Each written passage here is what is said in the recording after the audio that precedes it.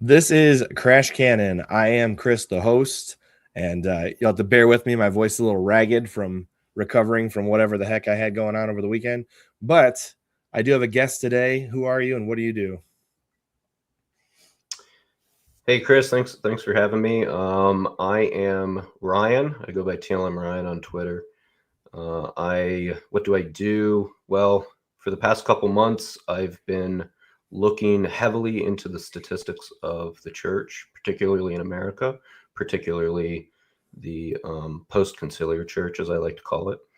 And I've been trying to warn people that this thing's going downhill really fast, that we've been kind of white pilling too hard, way too hard, and that we are facing a demographic crisis. We will see parishes close. We will see even people who are attached to the Novus Ordo find it difficult to access basic sacraments. And I essentially formats warn people of this, and I guess do what I can to hopefully get people to change. And I show what does work, which is traditional Catholicism. Yeah, I do think there's an important statistic that is ignored across the board is the fact that if population is declining, it doesn't matter how many people are converting if there's going to be less people in the future. Yeah, that's it almost, I converted from, well, I wasn't a practicing Protestant, but I'd been raised Protestant. And I was actually thinking about this week. In my childhood, it was a lot about conversion efforts, converts, seeker friendly, that's what they would call it. So every sermon was kind of geared towards people who might not even believe yet. And a lot of that comes from the fact that Protestants really look into the early church. They're all sola scriptura. They love the Bible. And everything you see in the Bible is about preaching the good news. It's not a lot about what happens when you're fully established as a major player in an empire like Rome or a country like America or the world. And after the council, we've certainly seen a lot of Protestantization of the church. And so we're so focused on converts that we're losing the cradles, really. And we're not even getting that many converts. But yeah, I agree completely with what you just said. Well, yeah, I mean, and society itself is geared towards gaining new subscribers, not retaining legacy ones. I mean, really, the whole of society is set up that way in America. Yeah. Well, the Second Vatican Council itself was all about that breath of fresh air, going out into the world. They felt that the church was stale, but in a good position, actually. If you read a lot of what the council fathers and the popes were saying at the time, everybody was feeling quite positive. Like the church was in an objectively very good state on the ground and outside of Europe. Europe was having trouble because 2 world wars will just, I mean, it's really going to mess with your psyche. It's really going to shake your faith. The Black Death did that in the Middle Ages. We have documentation of that. But elsewhere, it was doing really well. And they wanted to push further. You know, there were parts of Africa and Asia that still were not fully brought into the Catholic faith. So they thought that if they could just, you know, bring it down to the world's level, I don't know what that means, but that's just kind of like the general sense you get. I mean, these are quoted statements too. Right. That we would finally bring everybody in. Now, of course, when you bring everybody in, that's at that point you're looking at end time, which is somewhat strange. But yeah, it was as if they got hasty. They really showed. I always say that the Second Vatican Council was like, we went modern before modern became modern. Like a lot of the mainstream Protestants did not. Mainstream Protestants kind of went off the rails after the Catholic Church did. Same thing with the culture. The culture actually followed the church. The church is typically very reactive, not proactive. And Vatican II is very proactive for like the first time in history. And we really paid the price for that. Yeah, it is. It seems like we're trying. Actually, Sheila Buff, who played Padre Pio recently, he, if anybody has not seen this interview with Bishop Barron, it is fantastic. Oh yeah, that was great. It's his conversion story, and he straight out tells Bishop Barron that he likes the Latin Mass way more. And Bishop, to Bishop Barron's credit, he leaned back and said, "Okay, why?" And Shia said, "It's because it doesn't feel like somebody's trying to sell me a car." Yeah. So to your point, the church almost feels like it's trying to sell you on a subscription plan, and particularly for it's funny that it was for modern man, and yet modern man is instantly distrustful of salesmen. So Yeah. yeah, and the data bears that out, and I know we'll get into that, but yeah, I agree. It's something's not matching, and the results are not working. The results show it's not working. Yeah, for sure the plans that were made in order to bring more people into the church did not pan out the way they were intended to. So how did they get you to become a Catholic? That's the real question. What led you to the church? Because you, like you said, you were some kind of Protestant before you became Catholic. Yeah. So my parents were raised Catholic, and they had lapsed by the time they had me. They were kind of nothing in particular. They certainly weren't atheists by any means. They Right. wanted to find a church when they found out they were going to have me, because they wanted a solid moral foundation. Long story short, they went through a couple denominations, some wiser than others, and kind of got fed up with it. They'd been to some extremes. I think the Catholic Church is one extreme, being the truth, and then another extreme here and there from just friends. And they finally landed on non-denominational, which quite honestly makes sense if you've been on and you're like, oh, like these denominations, or let's just non-dom it. So that's what I was raised in. And to my mother's credit, she brought me up praying quite a bit. We almost read the entire Old Testament by the time I was like 10. And by I say entire, it's like, you get into some of these prophecies and it just, a 9-year-old just can't stick with it. So, but yeah, I read almost the entire Bible by the time I was like 10. And she taught me how to pray.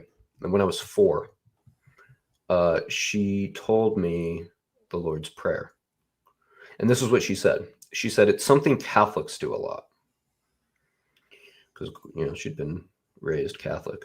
And as soon as I heard it, I wanted to be Catholic ever since that. Yeah, sorry we're late. That was my fault. Well, and then we got the chatting offline, so it's not entirely your fault. I've got in-laws coming in. We were picking up. I was telling my wife, I'm like, oh shoot, it's a live stream. This isn't recorded. We were rushed. I just got this new office, so we were setting the bookshelf up. Yeah, so that was my fault, guys. But anyways, so ever since then, I want to be Catholic. Okay, now I didn't express this.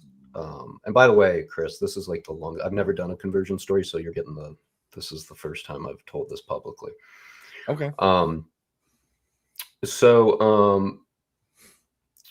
I didn't really act on that. I mean, like, we drove past a Catholic church on our way. It was like right next to our church that I grew up at. And, my mom would say things like, they're crazy. They don't believe in birth control. And I'm like, okay, like, I don't know what that means. When I had a really good youth instructor, not pastor. He wasn't one of those like cringy types. He was just a dad who volunteered, and he taught us every Sunday. His name was Mr. Shively. I loved Mr. Shively's classes. And one day he did a whole thing on the Catholic Church and how they were wrong. It basically was just that, like, Rome, the empire had corrupted it, right? No citations. This is like Constantine's fault kind of a thing. Yeah. This is like 2004. It's like it just kind of rolled off my shoulder. I didn't like go one way or the other. And at this point, you're being pulled in secular directions. You start to notice that girls like you if you wear a certain type of clothing. I'm like, I'm all over the place.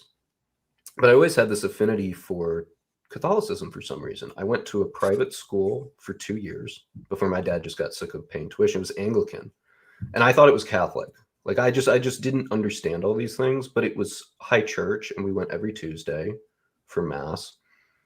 And the architecture was very traditional. I haven't done any research on like what the Anglicans were up to at that time. I know they're a mess now, but needless to say, it made an impact on me. Just the architecture. I don't remember anything about the liturgy. I don't remember if it was in English or Latin. I think they were fairly traditional because there was what's the female version of a monastery? Convent. There was a convent attached to it. Yeah. And I remember too, like a lot of the boys and girls would kind of like make fun of church and the nuns. I was like, I just like I had a respect, you know, for it. And you know, we were in the choir and we would go to different churches to sing in the choir. And every church I walked into, I was just drawn to. It took me, I think I was like, because I even know who the Pope was at that time. And I don't know if that's an Anglican thing, but in any event, I was half thinking I was like at a Catholic school. My mom had to like, no, they're kind of Catholic.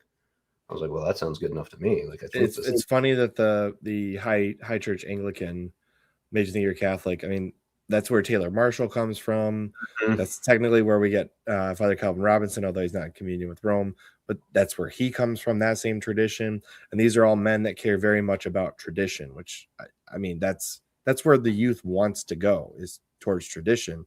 So these high church Anglicans coming over to Catholicism, especially given where we're at with the current Archbishop of Canterbury, it's pretty wild Right. how many Catholics are coming from the Anglican Church. Yeah. Yeah. But we were never Anglican. It's just I went to an Anglican school and was exposed to high church. So I've got, you know, on Sundays, I'm getting non-dom, like, you know, I don't even want to talk about it. It was so bad. Like, and I was a very good kid, like good student, had more of an effeminate, bookish person. I don't mean effeminate in terms of female, but like how girls can sit still longer. I was like, I could sit still and pay attention. But when I was at this church run by all these women, I was getting in trouble every Sunday. And then I got into trouble theologically because I wanted answers. What about the people before Jesus? They saved?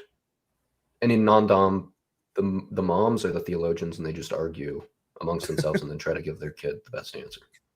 So I got one answer from my mom. I got one from, you know, Mandy, who watched us. All the parents were in the adults, or, you know, it was a disaster. I liked high church. I just did. I liked it. Long story short, I had one grandmother who was a weekly attending Catholic, and I was so impressed by her because every time we'd go visit for Christmas, Thanksgiving, she would just dip, leave the whole family. Didn't matter how busy everyone else was or what we had planned. Every Sunday, she dipped for an hour and a half to go to mass. And I started asking, can I go to mass? Can I go to mass? And, you know, out of respect for my parents, she didn't like steal me away. Yeah. But eventually, when she felt like my parents had softened a touch, I was 14. She took me. And I was so unimpressed. I was so unimpressed. And I was in the parking lot and I just knew, I was like, this isn't it. Because the Anglican place I went to was bad. So I said, Grandma, like, didn't they used to do it a little differently, like in Latin? And this was in 2005. And she's like, oh no, I'm sorry, they don't do that anymore. Which, you know, for all intents and purposes, like they didn't, because Morum Pontificum hadn't occurred. She was not going to be looped into like the SSPX or FSSP. Like she just was not that type of grandma. I just remember you didn't have rad trad grandma, huh? No, she wasn't on, you know, Twitter didn't exist. So it just kind of went out of my mind after that. Now I remember how I felt. I felt that was a mistake. I really, you know, I thought surely there's someone who does it. And then I got distracted with life and things like that. Became very secular. I stopped going to church. Really out of just revulsion towards emotional Protestantism, which was all I was getting. Not being able to answer my questions. Christopher Hitchens at that time gave me, and I should have known at the time, terrible logic, but just enough of that rebellious spirit to let me go and sin in a self-righteous mode. Right. And I mean, you're talking about like the new atheist, essentially. And the new atheist, like, what did he say? He said, some people say they wish that God was real, but God watches you all the time and judges you all the time. So I don't want to go to a place like that. That's prison. He like libertarianized it. And when you're in college and surrounded by everything that seems enticing that the church says don't do, Christopher Hitchens is your mascot, right? I And mean, I didn't we're take close this to the serious. same Like I didn't age, even. right? We're close to the Right. same age, if I Yeah, I remember correctly. graduated high school in 2010. Yeah, I'm 2010. 34. Okay. Okay, yeah, we're within a Yeah. year of each other. I mean, when we went to college, atheism was like the cool sect of the college. It's like Yes. these are the people that don't do any religious worship whatsoever. And there was a spiritual, I feel there was a spiritual advantage they had. I think so, because like now the atheists, we laugh at them, we mock them the Yeah, way they mock us. There's absolutely. something there's something spiritually in the water back then that was going on.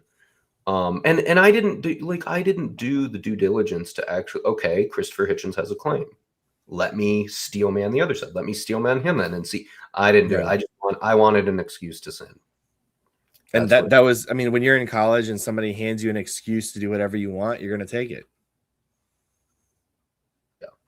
So I did that. Then I went to law school, which was always a plan, and I got everything I wanted. Like a lot of people, when they hear that I went to law school, like, oh, you got into a firm and learned that life sucked as a lawyer. I'm like, no, I got the career path I wanted. I asked out the girl that I wanted, and she's now my wife. And we had a place together. I bought my dream car with my first paycheck. Like I got everything I wanted. My professor selected a student every year. We joked he was Dumbledore because he would like select a favorite student, like Harry. The sorting hat going on here. Yeah, and I was 2017's first year associate at his firm.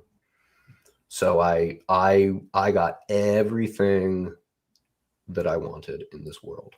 And everything up until that point, my teachers or my parents would become a little more secularized. It was so go to college, get a good job, that'll make you fulfilled. These were the implicit messages. And I remember 3 weeks into my dream job, being with my dream girl, driving my dream car to work, and in my dream city, by the way. I was like, I'm telling you everything. I was working on an Excel sheet. Again, that sounds boring. I was having a blast. I can sit still. I like this stuff. I sat back in my chair and I thought, this can't be it though. And I was like, oh no. Like I was 27 at the time. I was like, you just spent, minus okay, what? You start school when you're 4? 4 or 5 years old, yeah. Yeah, so like I just wasted 22 years. I can't do this. I can't do another 22 years. I need to like really hit the books. I got to figure out what the meaning of life is.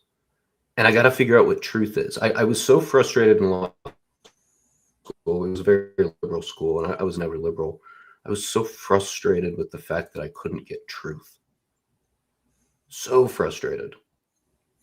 And it would be so obscured, especially in politics. Like, well, this data set says that, you have to count inflation. You weren't. It's just like, man, you can't find truth.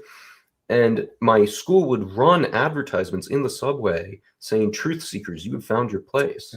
And it just like, it ate at me. I'm like, I'm paying a lot of tuition and all they're giving me are lies. Well, that one professor, Dumbledore, he was known by everyone as a devout Catholic. Really? Yeah. And so I bought this. It's probably on my bookshelf here somewhere. I bought this massive book on philosophy because I'm like, I'm not ready to go theistic. I'm going to find a philosophy that's true. And if you've ever studied philosophy, every philosopher gets it right 90%, and the last 10% where he has to tie it all together, it all falls apart. So I read all the way from like Socrates up to Marx and Nietzsche, like into the modern. And I'm like, it just got worse, by the way, after like, I couldn't really take in Aquinas because Aquinas always builds a presupposition on God that he exists. But after Aristotle, John Locke made a lot of sense to me at the time. Now I reject him, but like, it just got worse, man, especially after the Enlightenment. I'm like, these guys are nuts. And I would start texting my boss this. And then Jordan Peterson comes along and he made God kind of like intellectually approachable. Anyways, that's when I decided to start acting on my, since I was 4 years old, draw into the Catholic Church. I was in Chicago, so Catholic churches everywhere. I Googled Latin Mass. I knew what I wanted. I knew I wanted the Latin Mass. At that time, I must have had bad Google searching skills at that point because I didn't find John Cantius. Okay, that would have That's been the one. crazy because The only that's other like one I found, so obvious. I missed on that. The only other one was like on the west side, which was a bad part of town. So I went on Easter to like a Novus Ordo. And I think by the grace of God, it was so packed. They said, "Oh, the main parish is filled. You can go and watch it on a jumbotron in the gymnasium." I'm like, no. So I just went home. Again, didn't act on it. I kept reading, things. I kept having intellectual discussions with my boss, my ex-professor, now boss. Moved to Nashville. And Nashville, if people don't know, is called the Protestant Vatican. There are so many Protestant. Is it gone bad? You've come in and out a couple times. It hasn't really been detrimental to the stream, so don't worry about it. Let me make sure I'm not on my extension. That's why. Here we go.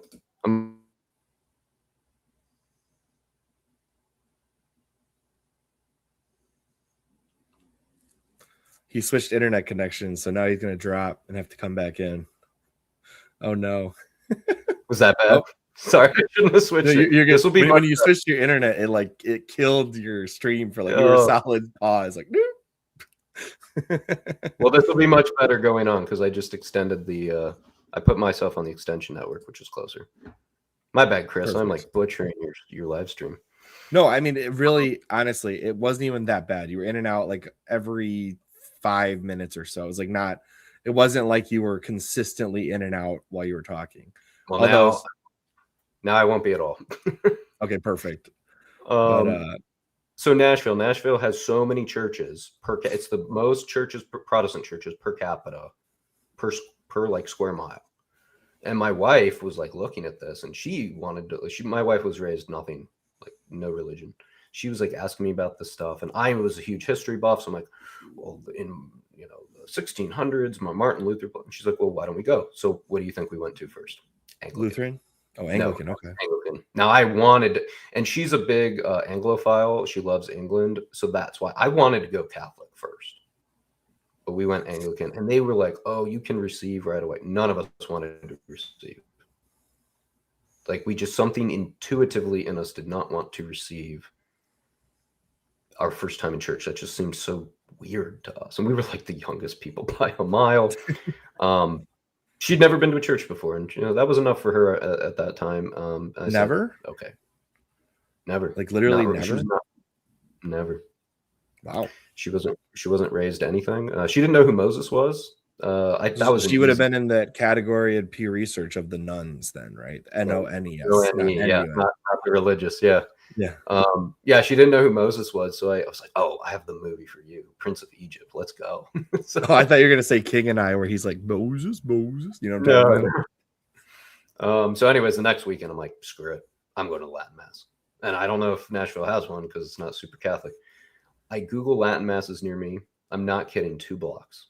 Wow. I walked into Latin Mass, and I never looked back after that. It was everything I had been wanting. And I sometimes think about it, I'm like, man, you wasted years just like you could have gone to that bad part of town in Chicago. I mean, who cares? Like you did it for other things. You did it to go on a date with a girl. You did it to go to a study group. You did it to, I don't know,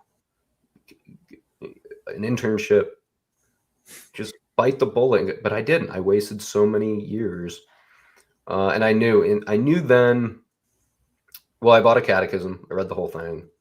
That was also a whole nother thing. Like it was the first time I'd ever heard true truth. And it answered that question my mother could never answer. What happens to people who've never heard about Christ? Well, if they follow the natural law, they may be saved. There is, it's because it's written into our hearts, the natural law. I'm like, so I in my opinion, I came into contact with pure, unadulterated truth. For the first time which catechism were you reading? Which one was it? Trent or was it just the JP2 one, which Okay. a lot of people not. The funny thing is, when I did come across the part Francis edited, I was almost jolted out of a smooth ride. Like something there, and I researched it later and realized it wasn't true, or the way it's worded may technically, but you know what I mean. Like to the casual reader, it just it takes more of a workaround to make it work with the rest of the catechism, and it didn't fit. That like I know that like some of the hardcore traditionalists probably have a problem with like some of the wording in there, but for a convert, it really did outreach to me, because it's the beginning just starts with, there are so many reasons people may be turned off by religion, and they list hypocritical Christians. That was a huge thing for me in my high school. I hated it, and it said it right there. I'm like, wow, it's like you're speaking to me. I don't even think people who like sedevacantist would have a problem with that type of outreach messaging. That, you know, part of what the council, I'm not saying the council got really anything right on that, but like the general production of a little bit more of a softer tone for people on the peripheral is good. And that reached me.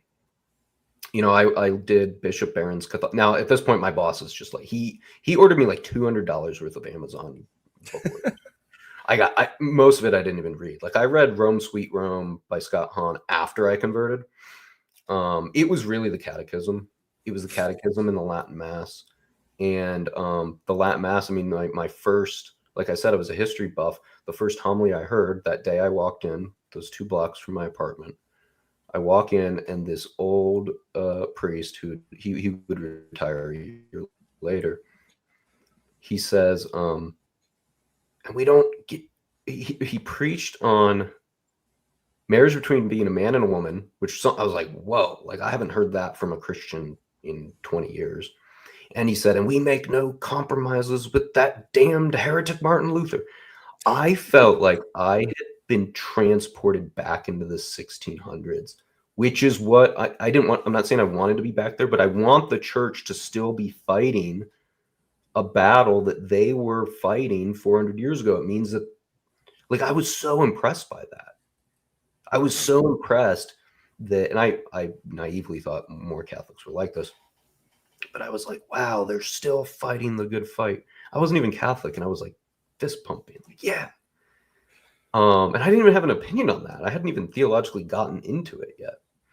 But anyways, to wrap this up, this is probably the long version. I told you I'd try to make it quick, but to wrap this up, I met with the priest, because my boss, who became my sponsor, told me, he's like, you know, you're doing a lot of reading and that's great, but like conversion, and he'd been in seminary, actually. Funnily enough, your professor was in seminary.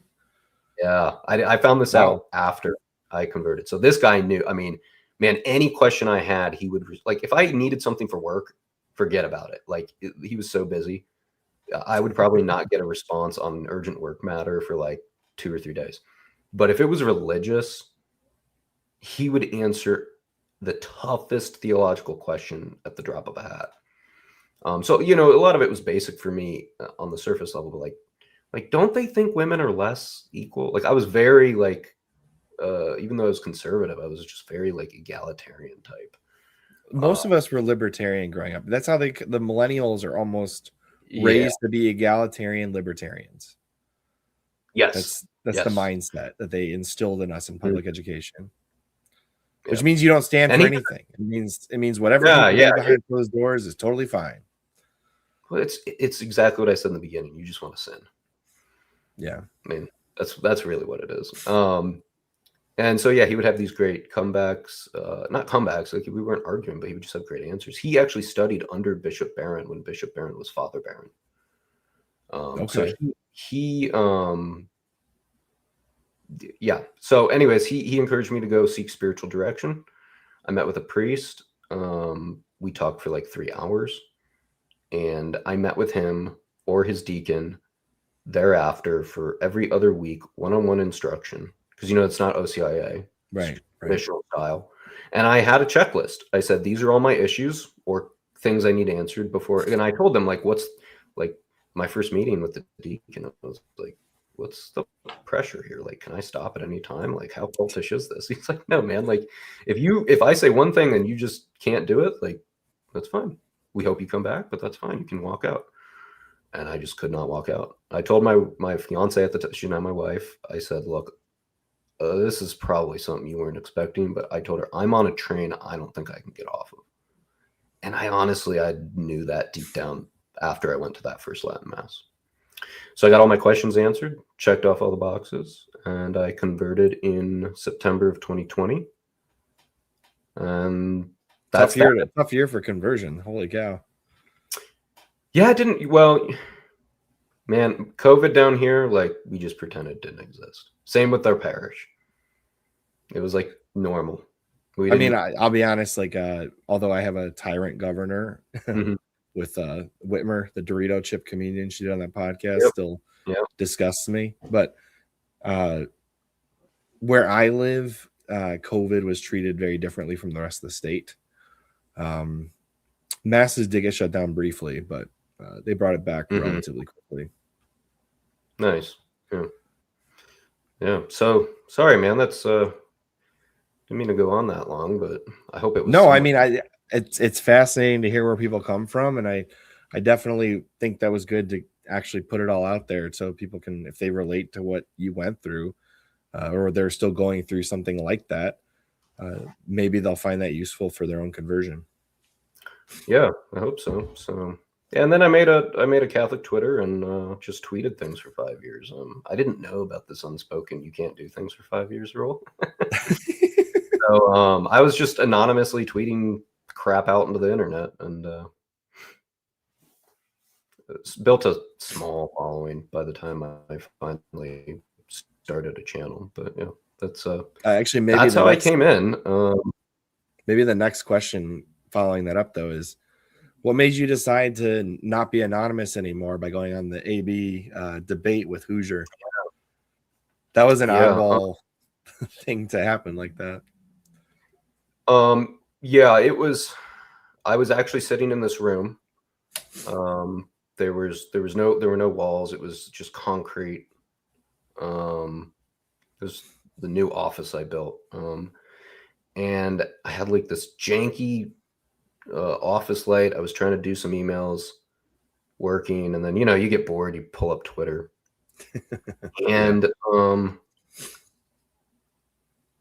I had put out a tweet about the math I did. I just was randomly screwing around on my calculator because I was concerned about this, and I ran the numbers like tons of times, and so I put out the tweet with my findings.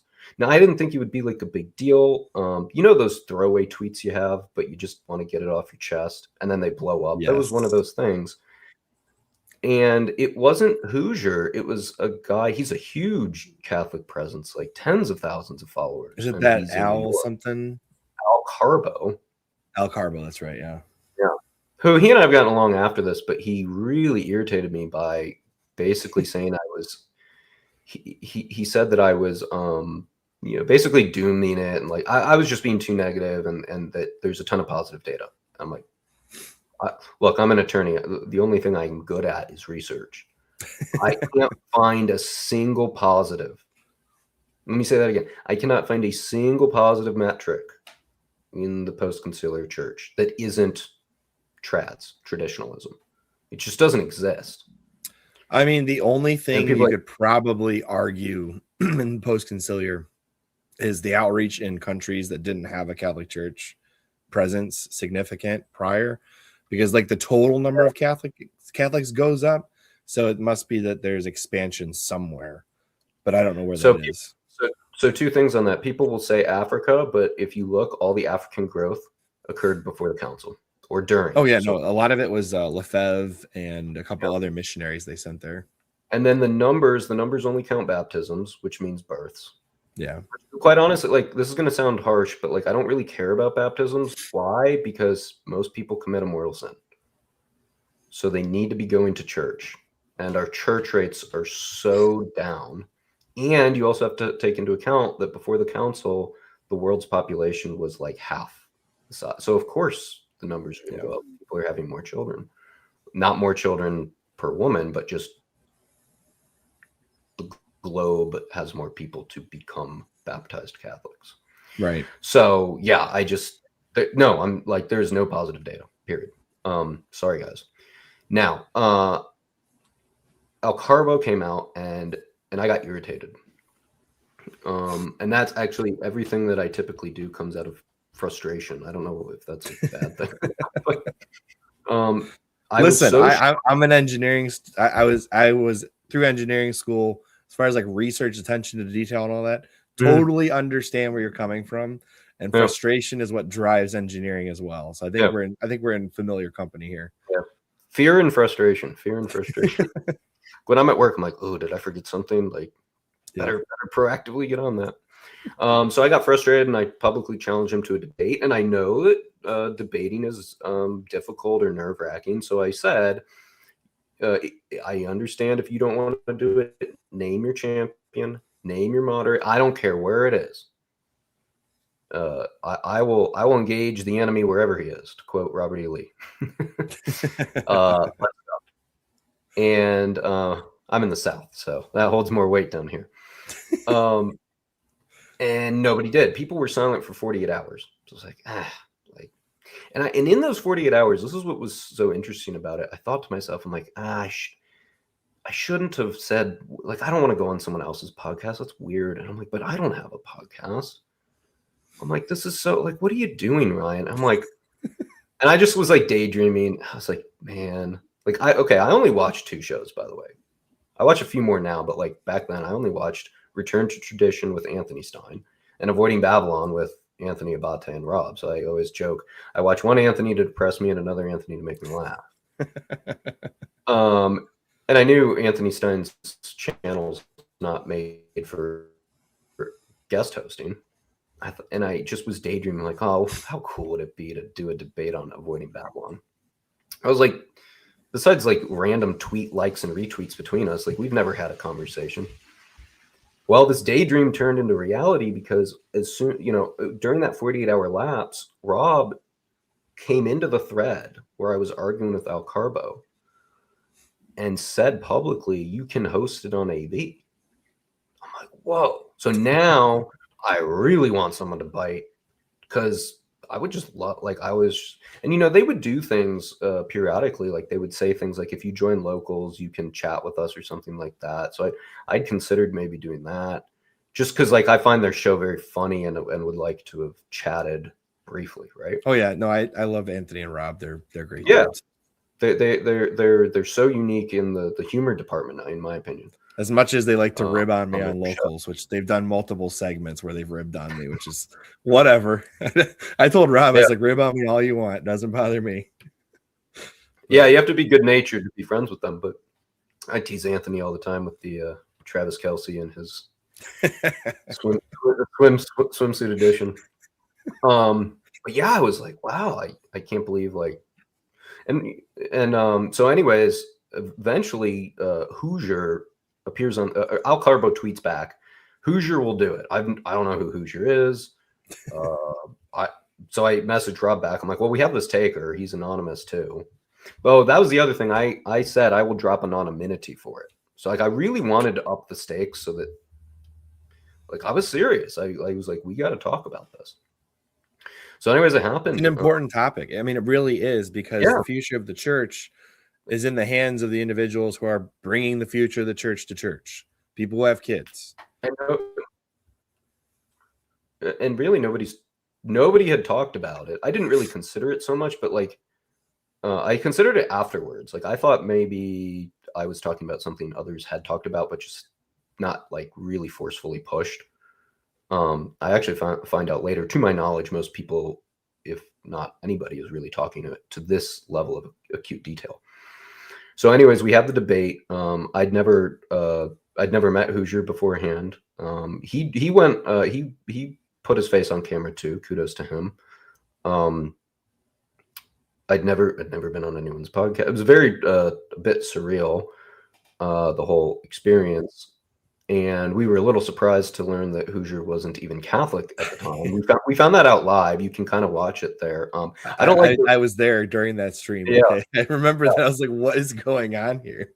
And for the prep for that, I was really nervous when he did accept, because I thought, man, if anybody accepts this, they've got data I don't know about, and they're going to crush me. Because I just didn't, for all the publicly available data, I just was like, oh, who would accept this? But I don't like to rag on Hoosier because he had I would blame Al Carbo more for putting him in that situation. Yeah. Al Carbo should have done it. That's my opinion. So, you know, Hoosier and I still talk. We actually have a pretty good relationship. I think so he follows me on Twitter. Yeah, sure yeah. Yeah, so, you know, like some people were kind of mean to him. I'm like, don't be mean to this guy. Like, at least he gave it a shot. Nobody else would. And he was super nice. But yeah, that's how the debate happened.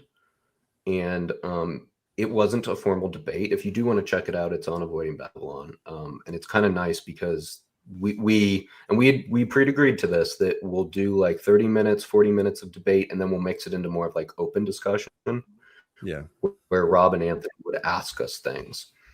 So it's not like Jay Dyer and Tim Gordon type. I mean, for several reasons, nobody was screaming either. Right. So you don't want it to be Jay Dyer. That's definitely not what you want it to be. Yeah. Yeah. Like I don't mind Jay Dyer, especially when it comes to his opinions on feminism and whatnot. But I definitely don't want to have a discussion orthodoxy versus Catholicism with him because he just talks over everybody. Yeah, it's absurd.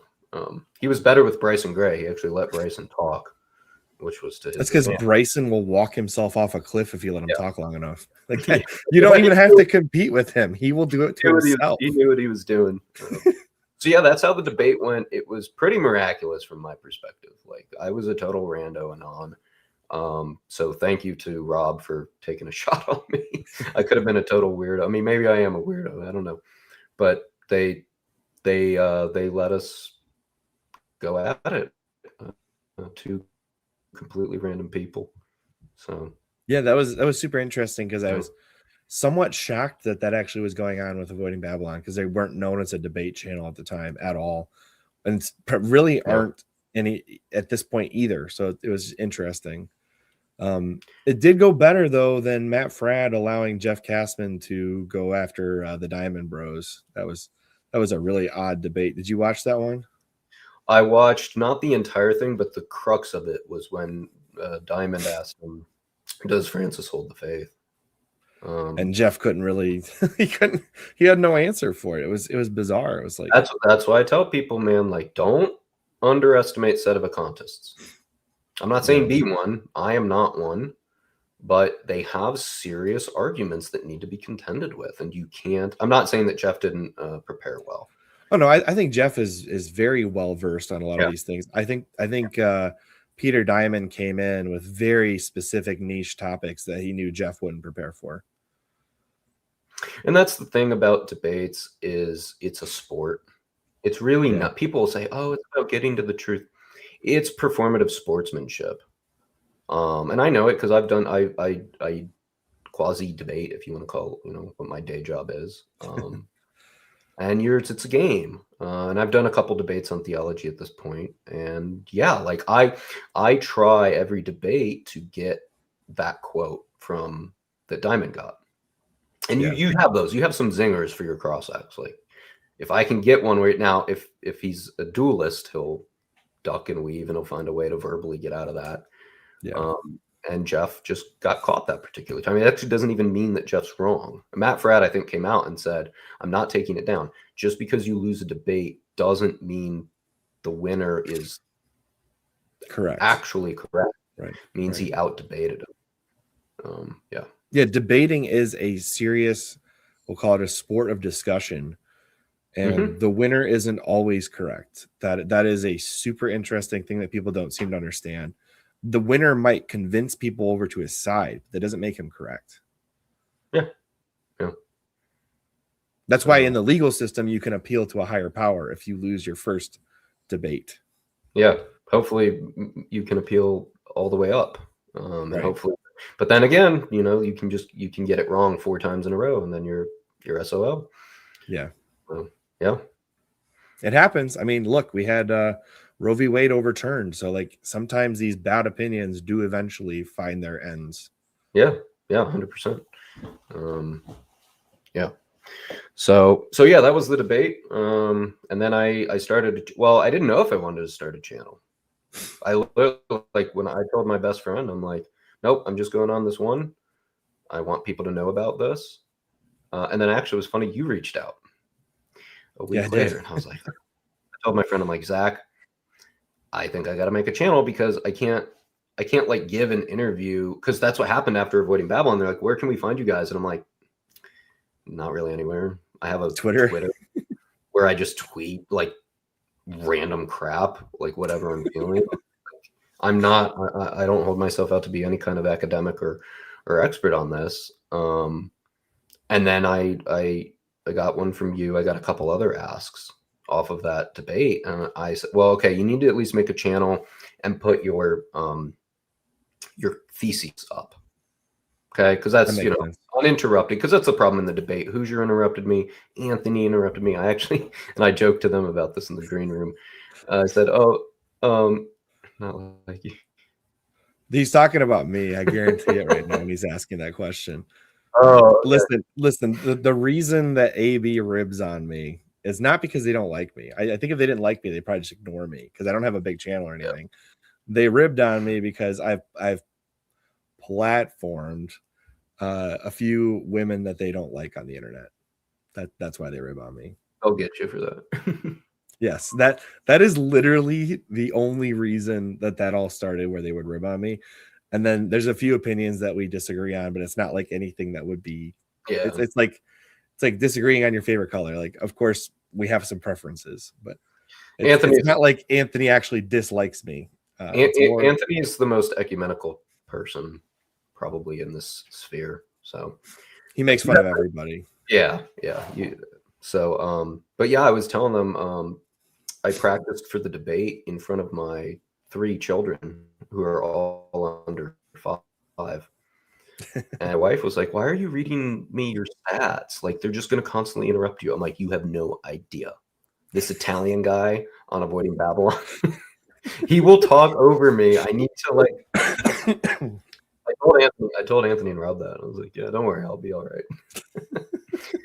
But yeah, so I needed to at least make one standalone video where I wasn't constantly getting interrupted. But the problem was I didn't want to do it until I had a decent font, because then you just shoot something out there and no one's going to see it.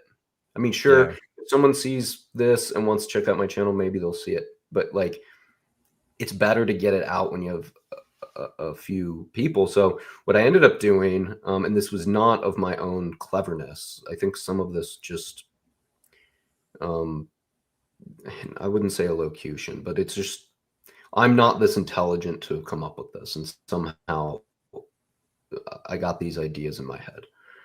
I thought to myself, well, why don't you just make some TikTok or YouTube shorts and boost your following that way? And then you can get enough followers, and then you can push your thesis out so that more people see it.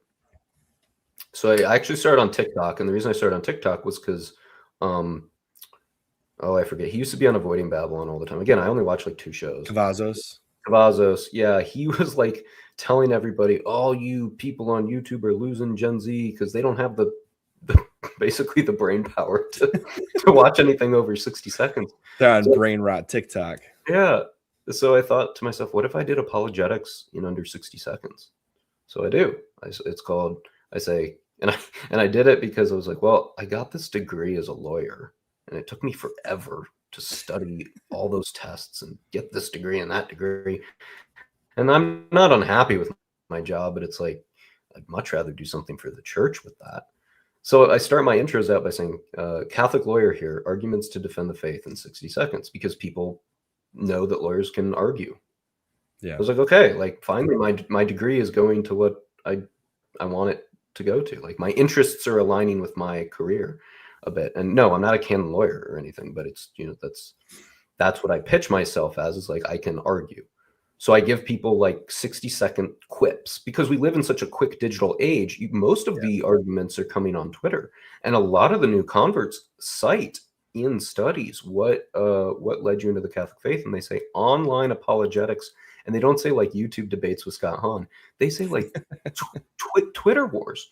And if you're in the Twitter sphere, you see a Protestant will say something stupid like Catholics worship Mary or anything that Bryson Gray is talking about right now, like Christmas is pagan. And yes, I'm calling Bryson Gray out because he's ducking me on a debate. And you go into these comment sections, and the Catholics, they form a firing squad and they just rip people. I mean, there's no answer. The social media is the worst thing to happen to Protestantism. Oh yeah, the Or any type internet has destroyed Protestant argumentation because you can instantly fact check what they're saying, and if the source is another Protestant in the last 500 years, it's unlikely to be true. Yep.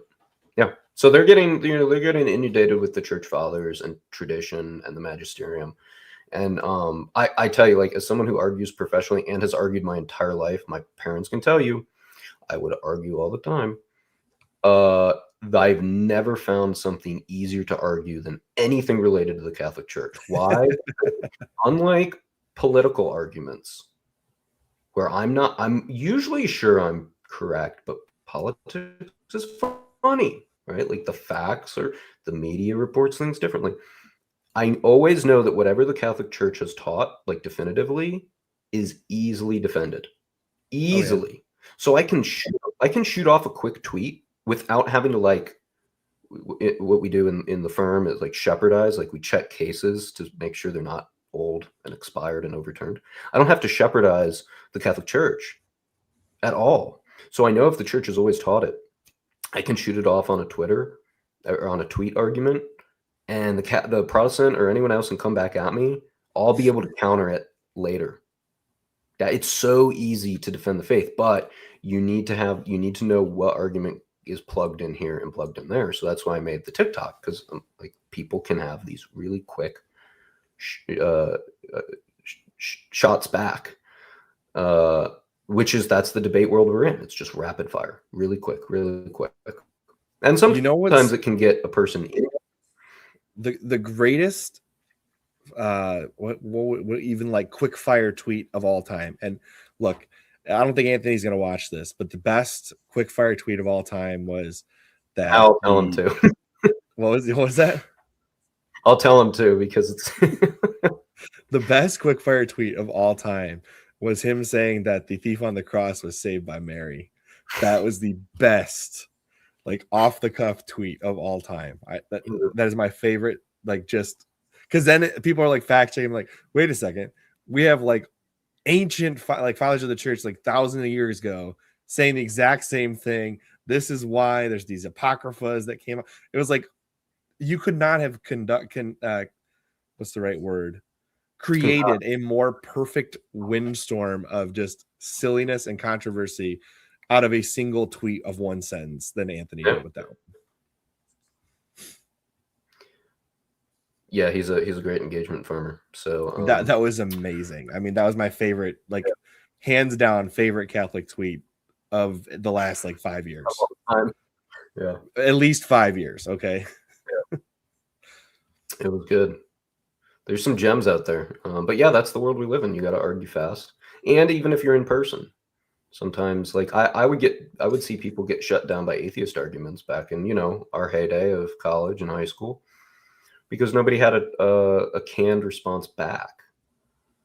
The Catholic Church had such bad catechesis for so many years. The online apologetics are so necessary. Yeah. Most cradles are ill-equipped to argue with Protestants. Yeah. So that's what I do. It's like people claim it's TikTok slop. I agree. But the thing is because of the way things are post-council, people, like, they don't need more Thomism, because they don't even have, like, what is a mortal sin? Yeah. Why do we have mortal and venial? Is there, like, it's like basics. So I do that, and then I do faith basics in 60 seconds too. And that blew up. My first TikTok got like 15,000 views. The metrics and it was so baity. I was like, it was sola fide. It was super easy. Sola fide never appears in the Bible. So I said, just ask the Protestant where it is in the Bible. You mean sola scriptura or sola fide? Which one? Sola fide. Because they believe in sola scriptura, it must be in the Bible, and sola fide is not in the Bible. Now, sola scriptura isn't either, but right, neither of them. I chose. Although there is that one Protestant translation where they remove, it's in like the letter of St. Paul, where he talks about like hold to the scripture and traditions of the church, and they remove scripture and tradition and write hold to the Bible. It's like, what are you doing? Yeah, I that's could like not too believe obvious, that was man. real. I was like, I could not believe that was Yeah. real.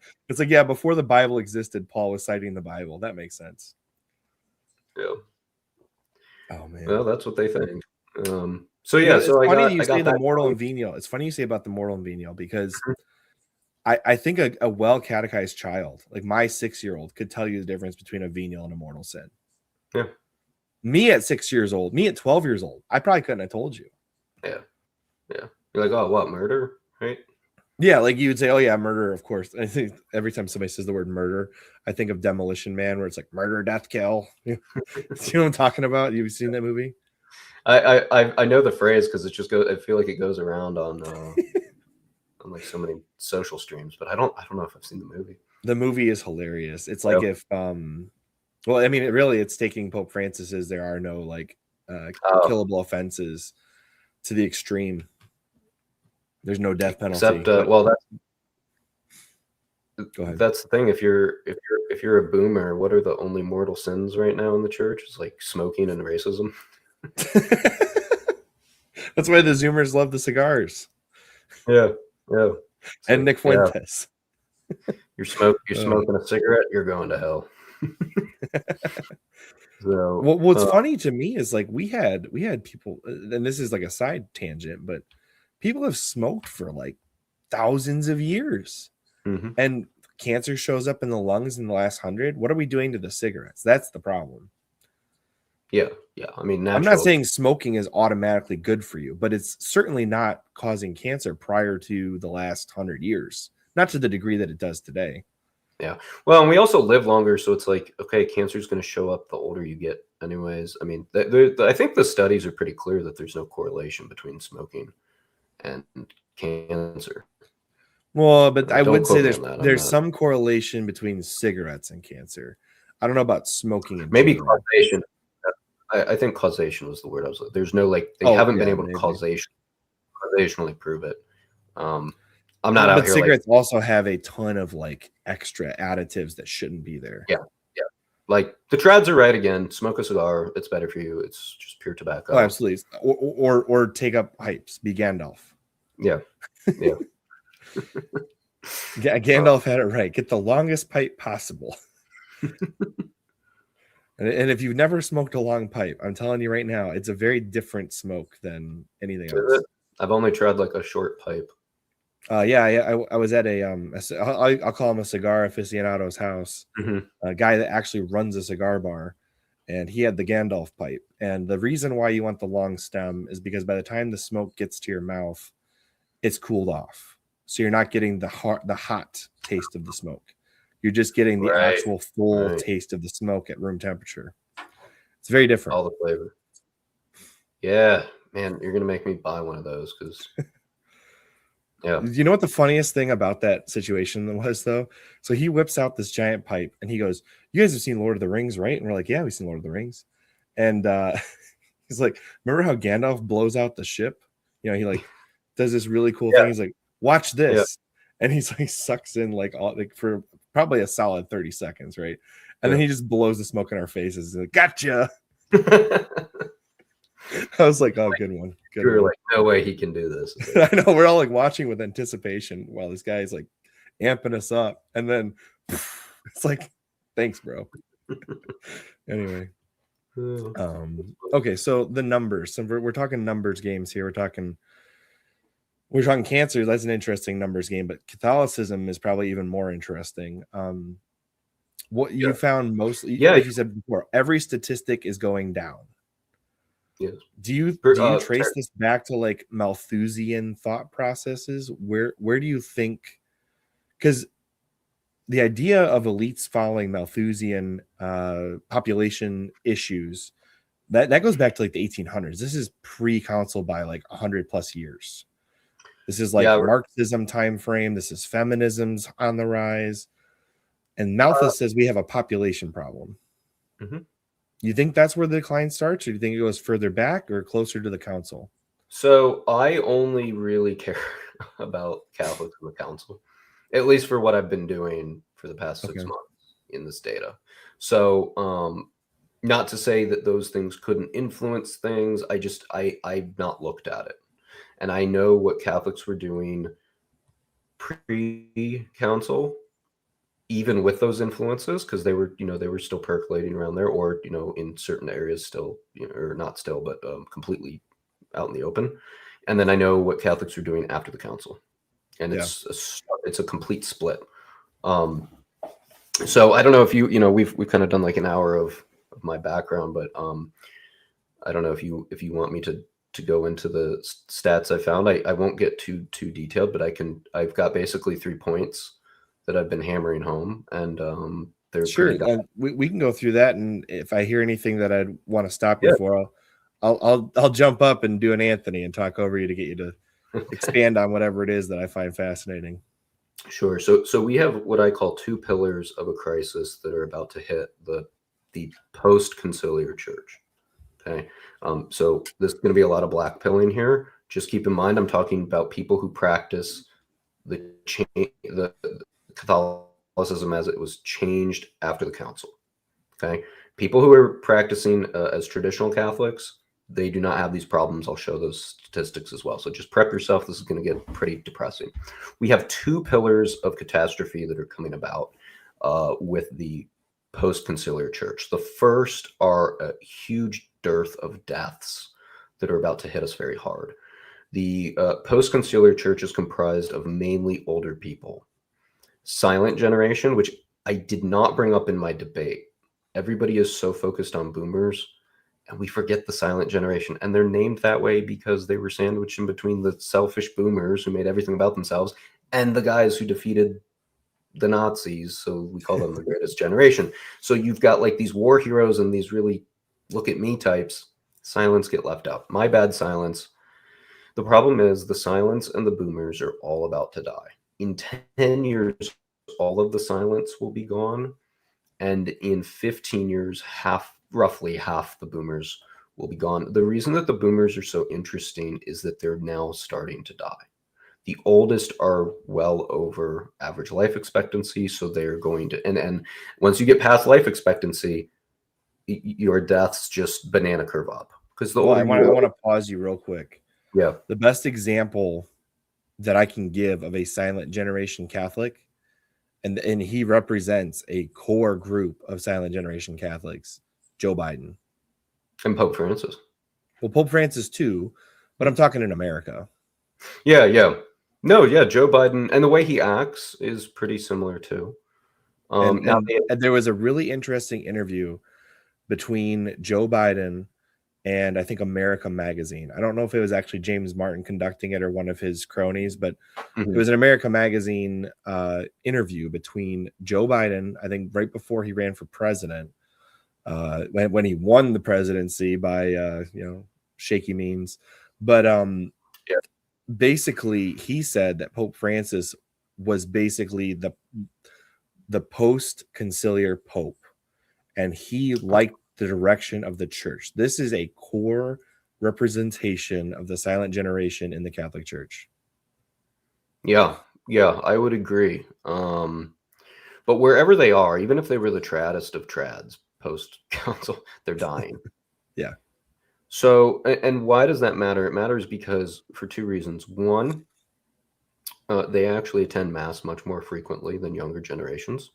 The Yeah.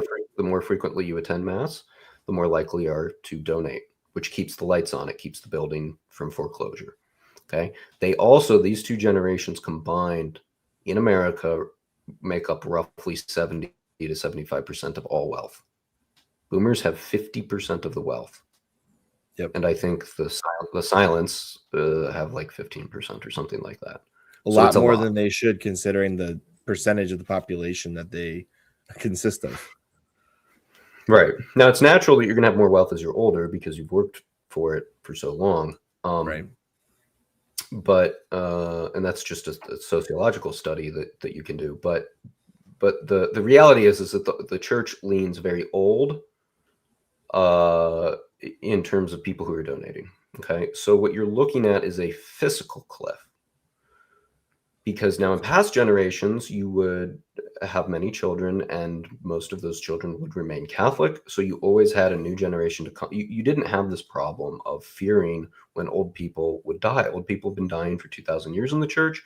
It was never a financial problem. It is now. And there's another reason for that, which is the contraceptive argument, which is the second pillar of the problem. Okay, so the first pillar is all of the church's donors are going to be dead and cease giving. Okay, And there's a now, I can give population some decline real after that too. Yeah. right. So even the ones who come up to fill their ranks, there's less of them, and Right. they're less likely to be Catholic, and even less likely to attend, and then even less likely to donate. Okay, so here's just real quick numbers. On average, within 5 years, you'll lose 35 tithing boomer households. Mm. It's about another 5 or 10 silents. So each parish. Okay, now obviously this is gross averages. So what does that mean? That means if you're a particularly young Novus Ordo parish, maybe this won't impact you, but you may be a super aged Novus Ordo parish and you may lose twice as much. Okay, that's 35 in 5 years. It's going to accelerate because, like I said in the beginning, people start to die en masse. They get older. So this is just what we're facing immediately. It will continue to snowball. So probably within 15 years, you'll lose 100 to 120 to 150 baby boomers households per parish. No parish can sustain that. And they don't have. That's why you're going to see like a quarter of the parishes remain open. I think so. We've lost 3,000 since 1990 in America. So we had 19. I'm going to round the numbers because nobody cares about the exacts. We had about 19,000 in 1990. We have 16,000 now. Okay. That probably attributes to the greatest generation dying off. And other things, just people leave. We know that for every convert, 8.4 leave. We have terrible retention rates. Oh, that's part of the second pillar I'll get to. So, okay, but you still had silents and boomers holding that up, and you still lost 3,000 parishes. That's terrible. So what's going to happen when they, leave this earth? My estimates are we're going to lose probably 6,000 in the next 15 to 20 years. So that's a pretty positive estimate compared to what I've seen. And well, I'm very generous in my numbers towards the post-conciliar church because I don't want because my tonality is that I will be super generous and give you every benefit of the doubt, and I'll still show you it's worse than you think. Because quite honestly, even if I'm saying 6,000 are going to close, most people, like for example, the Al Carbo types, was like, no, like we've stopped the bleeding, like this was a generational dip, we're going to be fine. How dare you question the council? All that. I'm like, I mean, even if you have a positive outlook, the population decline is going to hit hard. There's just less people. You can't maintain the number of churches we have when your population is in decline. I mean, we have an abortion rate of 30% of the millennials. And then I think Gen X was like 40%. The numbers are not, and then Gen Z is another 30%. And we're talking like you have a 30, and there people are only having 2 kids. So it's worse than that. It's worse than that. See, that's what I said. Like I can show you it's worse. So let's jump into the second part of this equation, which is your reload. You have another generation that comes up. That's no big deal. We've always done that. People die. The church goes on, and the church has grown through natural means. We weren't just converting people. Christendom was built off of retention rates and large birth rates. Okay. Well, here's what's happening in the church. Because what you're getting to is like the general population is losing. Well, that means you're just not producing potential Catholics. But the potential Catholics we have, meaning the ones that weren't killed by their mothers, they're not remaining Catholic. It's like 25%. It's like less than 25% remain Catholic, right? So again, to be generous, I only calculated the retention rate of people who were raised in, again, post-conciliar liturgy, Novus Ordo, whose parents went every week. And the reason I did that is because, again, this was more debate driven. An opponent could Okay. easily shoot back at me and be like, well, obviously not everybody takes it seriously. That was true even before the council. So it's unfair to clump everybody together and get a retention rate off of that. So I said, fine. Yeah. I'll do it. And it was I had to use AI for the math. I actually ran it past some people who are very good with math equations to make sure I wasn't getting fooled by the AI. I said, no, your numbers are spot on. The output's good. The input's good. And what I found was that even if you're raised in a weekly attending Novus Ordo family, which, look, if you're attending weekly, you're pretty devout. Okay, like that's serious commitment in today's world. Yeah. The average the best retention rate for that was 30%. Meaning, like, okay, let's say you're super devout Novus Ordo, you have 10 kids, 7 of them on average aren't going to be practicing Catholics anymore. Yeah, I mean, here's some statistics from an article that was sent to me a while back. It says that weekly mass attendance amongst 21 to 29-year-olds in the United States in 1955 was 73%. And in 2018, that number was 25%. And then among 60 and older back in 1955, you're at 73%. So it's pretty much tracking across the board. And then 60 and older is only at 49%. We're only at half for the 60 and ups, the people that grew up going to mass almost daily. That's bad. Yeah. And it gets worse every generation. I was on with Stephen Cox about a week ago, and he pulled up a graph I've shown, and it goes like this, Chris. It goes the older generation's here, and the next one's here, then the next one's here, then the next one's here, and they all go down. Yeah, they all go down. So okay, so you have so that's your retention rate, 30%. Okay, so let's just talk keeping a church open. Yep. How many children would you need to each woman have to keep the lights on if you have a 30% retention rate? So I did the numbers for that. This is how you do it. Anybody at home can do this equation if they're just looking around their church and want to see if it's going to survive or not, if it's going to grow, if it's going to shrink. You do 2.1, which is the population. Novus Ordo, yeah. Stable rate. No. 2.1 is for a population to grow, you need 2.1 children. Oh, or not according to stay even, you need 2.1. Right. You need 2.1 children on any population level. So but that's with 100% retaining, right? Right. So then you divide it by your retention rate. So for Novus Ordo, 2.1 divided by 30%, you need to have 6.6 children just to stay even.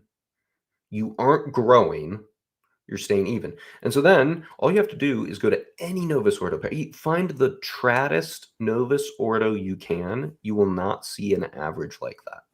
And people who claim that I'm being dramatic and that, that's not possible, of course they're having lots of kids.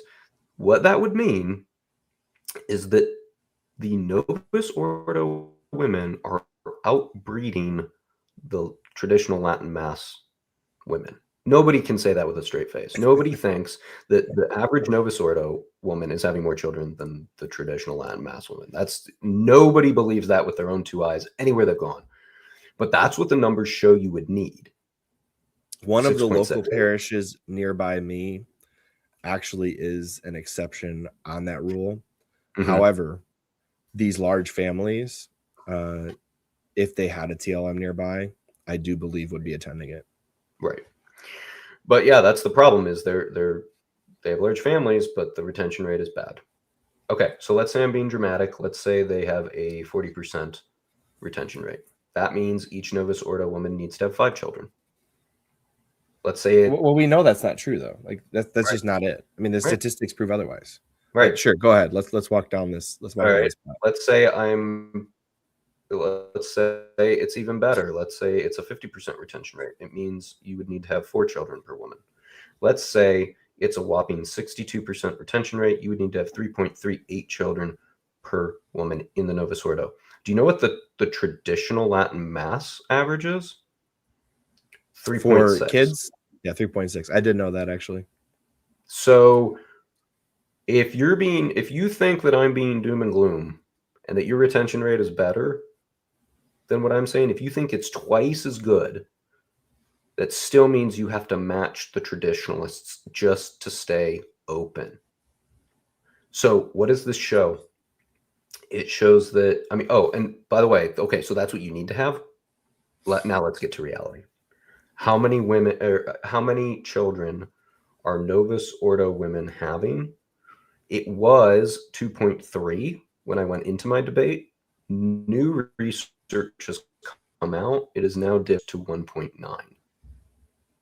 It tracks only a couple ticks above the average mainstream secular culture. And if that's not the summation of the Second Vatican Council, I don't know what is. The church looks more like the world, and the world did not come in and look more like the church. That is the theme. The birth rates bear it out. So now we're at 1.9. Just do that math. I mean, you're just hemorrhaging. There won't be churches left, because, and that's on the young. Remember, there's two pillars. So you have this huge chunk of people who are going and donating, and they're going to be gone in 15 years, effectively gone. They'll be completely gone in 30 years. And then you have nobody left, and the people who are left are going less and less, and there's just, they're not even being born. Okay. Now, on the traditional side, they have a 75% retention rate. So how many children do you need just to stay even? You do that math, 2.1 divided by 0.75, you need 2.8 children. That's why traditionalists are growing, because they're having 3.6. They only need 2.8. And now all we have to do to tie it all together is say, well, if that's true, we would expect to see massive Novus Ordo parish closures, and we would expect to see traditional parishes being built. And that's exactly what we see. The SSPX has grown threefold since 1990. The FSSP has gone from, like, I don't even know, like 100, no, not 100, like 30 priests to like many, many hundreds. I mean, I don't even know. It's tenfold. They've increased tenfold plus. I think 12-fold. I'm forgetting my math here. The Institute of Christ the King has grown even more. They're newer, so they're going to have a higher percentage of growth, but they're growing. Sedevacantists even are growing. Everything is growing except the experiments of the council. And not only the experiments of the council, like, stagnating, they are decreasing so consistently and so rapidly, it has been likened almost to a T to radioactive decay half-life. Like, if you have a radiation from a nuclear explosion, that radiation decreases by half every, like, 2-3 years. Yeah, I mean, we're super young too. We're talking about the, I think it's the Crisis Magazine study is the one that was cited for that. Yeah. No, actually, no, it wasn't. It was the FSSP Latin Mass Among Millennials study. That's what it was. Sorry. Okay. Yeah, so, and that's the thing. So a lot of people, so by the way, the average child per woman before the council was 5.5. Okay, so why is it lower today? That's easy. It's people like me, people who came in converting. You're coming from a contraceptive environment into a non-contraceptive environment, and you're probably a little late. You know, I wasn't raised traditional Catholic. I didn't meet my wife when I was 18, get married at 20, and start having kids at 21. That's what was happening in the 50s when we had a culture. A lot of converts. Well, how old were you when you got married? 29, 30. Oh, okay, yeah, that's quite a bit later.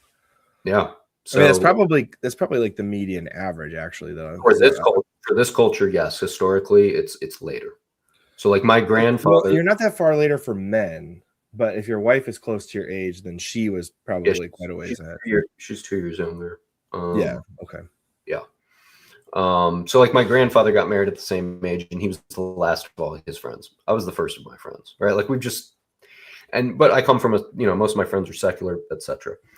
Now, my parish is at 5.5. Okay, and we weren't always that way when I first joined. We have now become, and my priest made a very emphatic announcement when we reached that level. He's like, we have finally reached pre-Vatican II levels. Like, we did it. We reached our goal.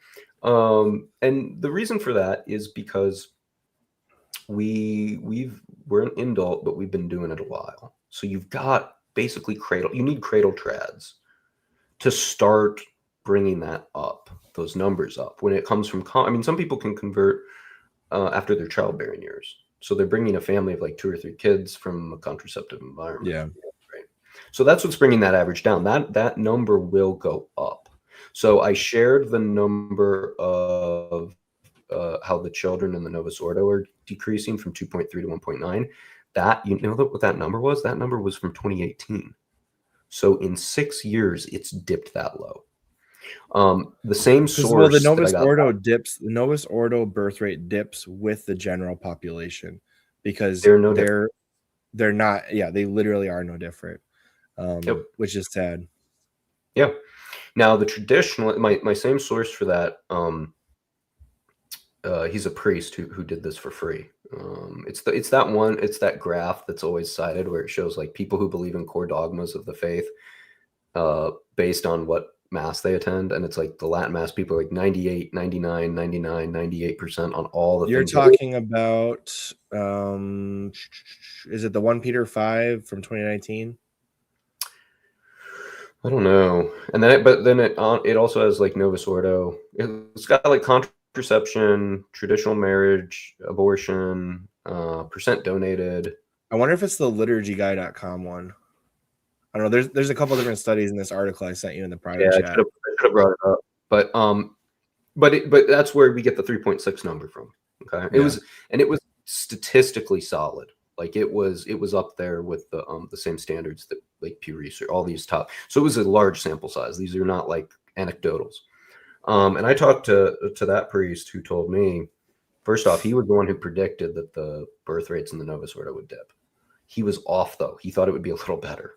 He thought it would go from 2.3 to 2.1 or 2.0, went to 1.9. And he just recently published the article saying like, it's worse.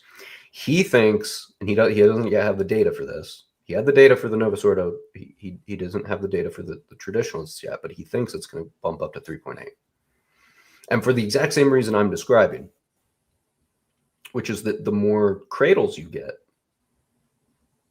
the more people just begin in a open to life state. I hope he's wrong again, and we're at 4. I hope he's underestimated the disparities again. I hope we're at 4.1. But I do expect to see us eventually, the more this runs its course, is that almost every parish or every traditional group will be at 5.5. So what that means is, okay, so here, how does this all play out? It means that the post-conciliar and pre-conciliar church are on a crash course for overlap. Oh yeah. Because the and it's more to do with the post-conciliar collapse. It's the same thing, like we say it all the time. It's way easier to destroy something than it is to build something. Okay. Yep.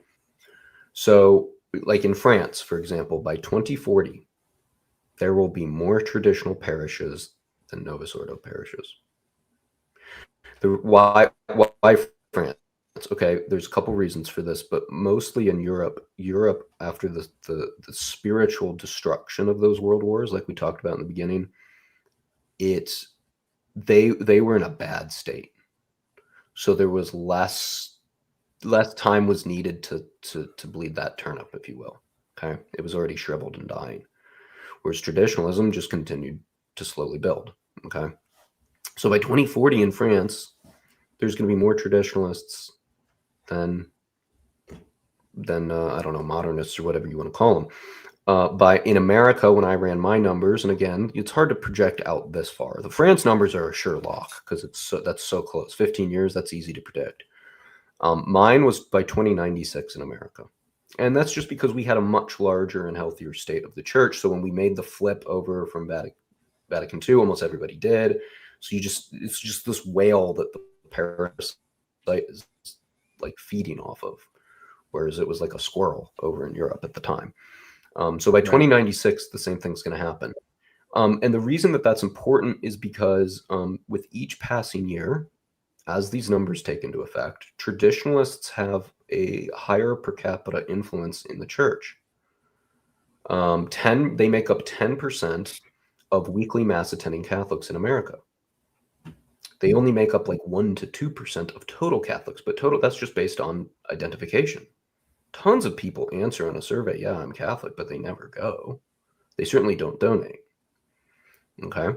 So I'm not, there's this whole debate going on now post Leo of, do we zip it and, just never make any waves? Or, do we play a quiet, peaceful, slow game? I'm not in favor of either. That's not my role. I've not yet come out and said, oh, I favor this, I favor that. But the demographics at least lend to perhaps not white knighting it just yet. Right. If you come out like I don't know, like I'm not a huge Game of Thrones fan, but there was that one scene where he just tries to take on the whole army by himself, and he's like, if it wasn't for like some stupid plot hole, he would have died. It's like, you can't. Like Ned Stark was like that, right? He's like, oh, I'm going to expose this conspiracy theory, and then the conspiracy theory exposes his head on a platter.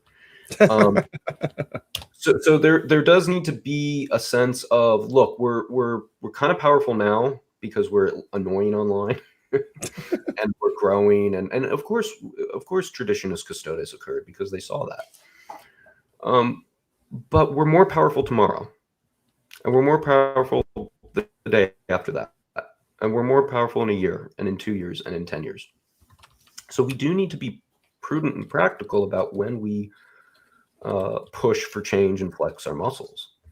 I don't say don't call out error or anything like that, but it's just something to be aware of, that we will gain more power per capita as the time goes on.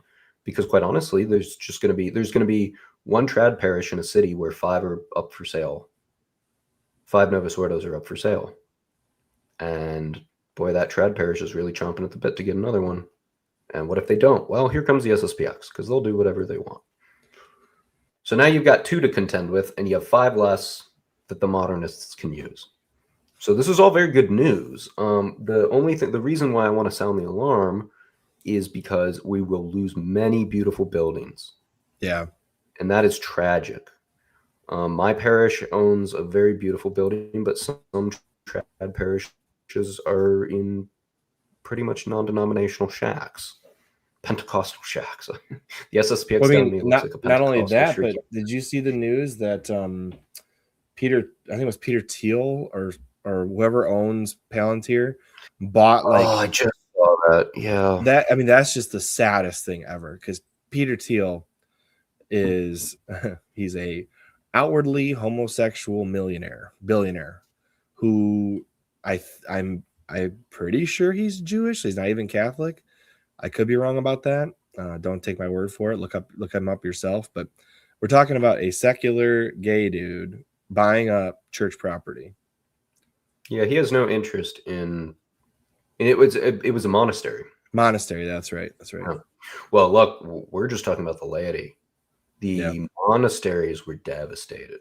The priestly vocations were devastated. The more intimate you were with the church after the council, the faster you left. So think about it. The laity, we're most intimately connected with the church, and the changes or the non-changes on Sunday. And I just gave you all the decimating statistics on if you go to a pre-conciliar or a post-conciliar mass on Sunday, and what that will do to your children. 70% will leave. Okay. Well, and not to mention the fact that, okay, finish what you're saying. I have a really important piece that I want to bring up after you're done. Okay. Well, what if you have to go to mass every day and pray the hours? Which, by the way, the hours were changed. Yeah. Everything was changed.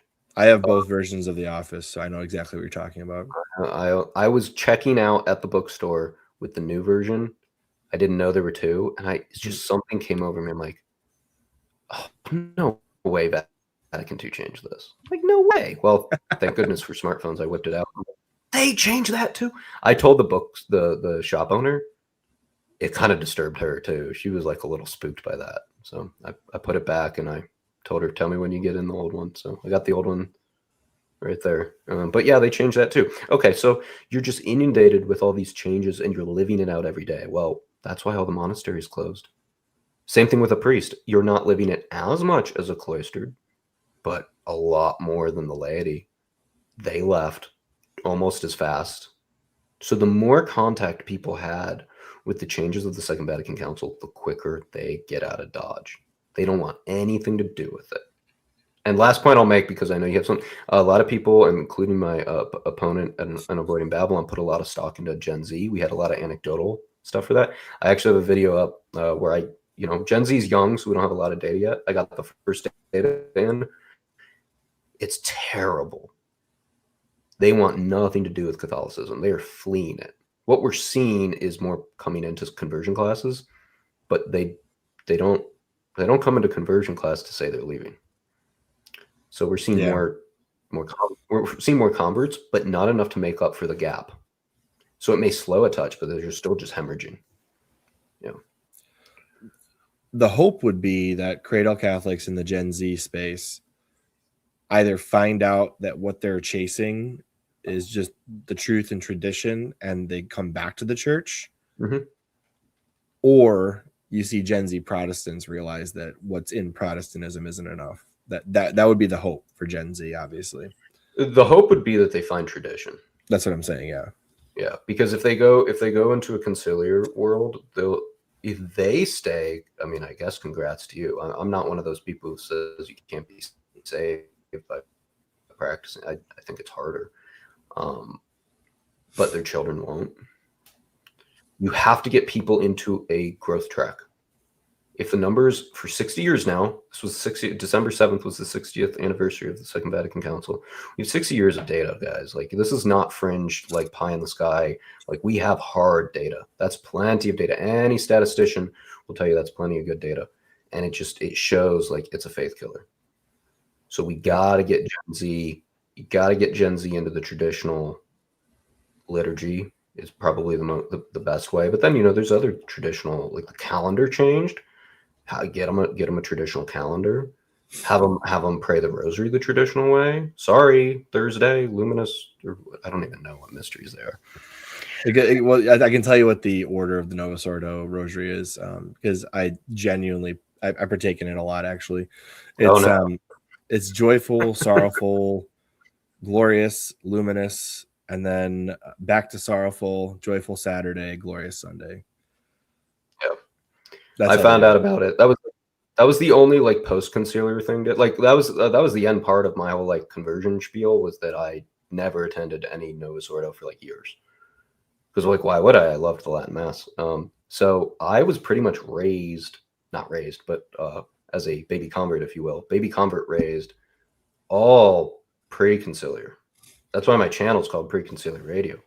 Yep. But my one post-conciliar habit was the JP2 addition to the rosary.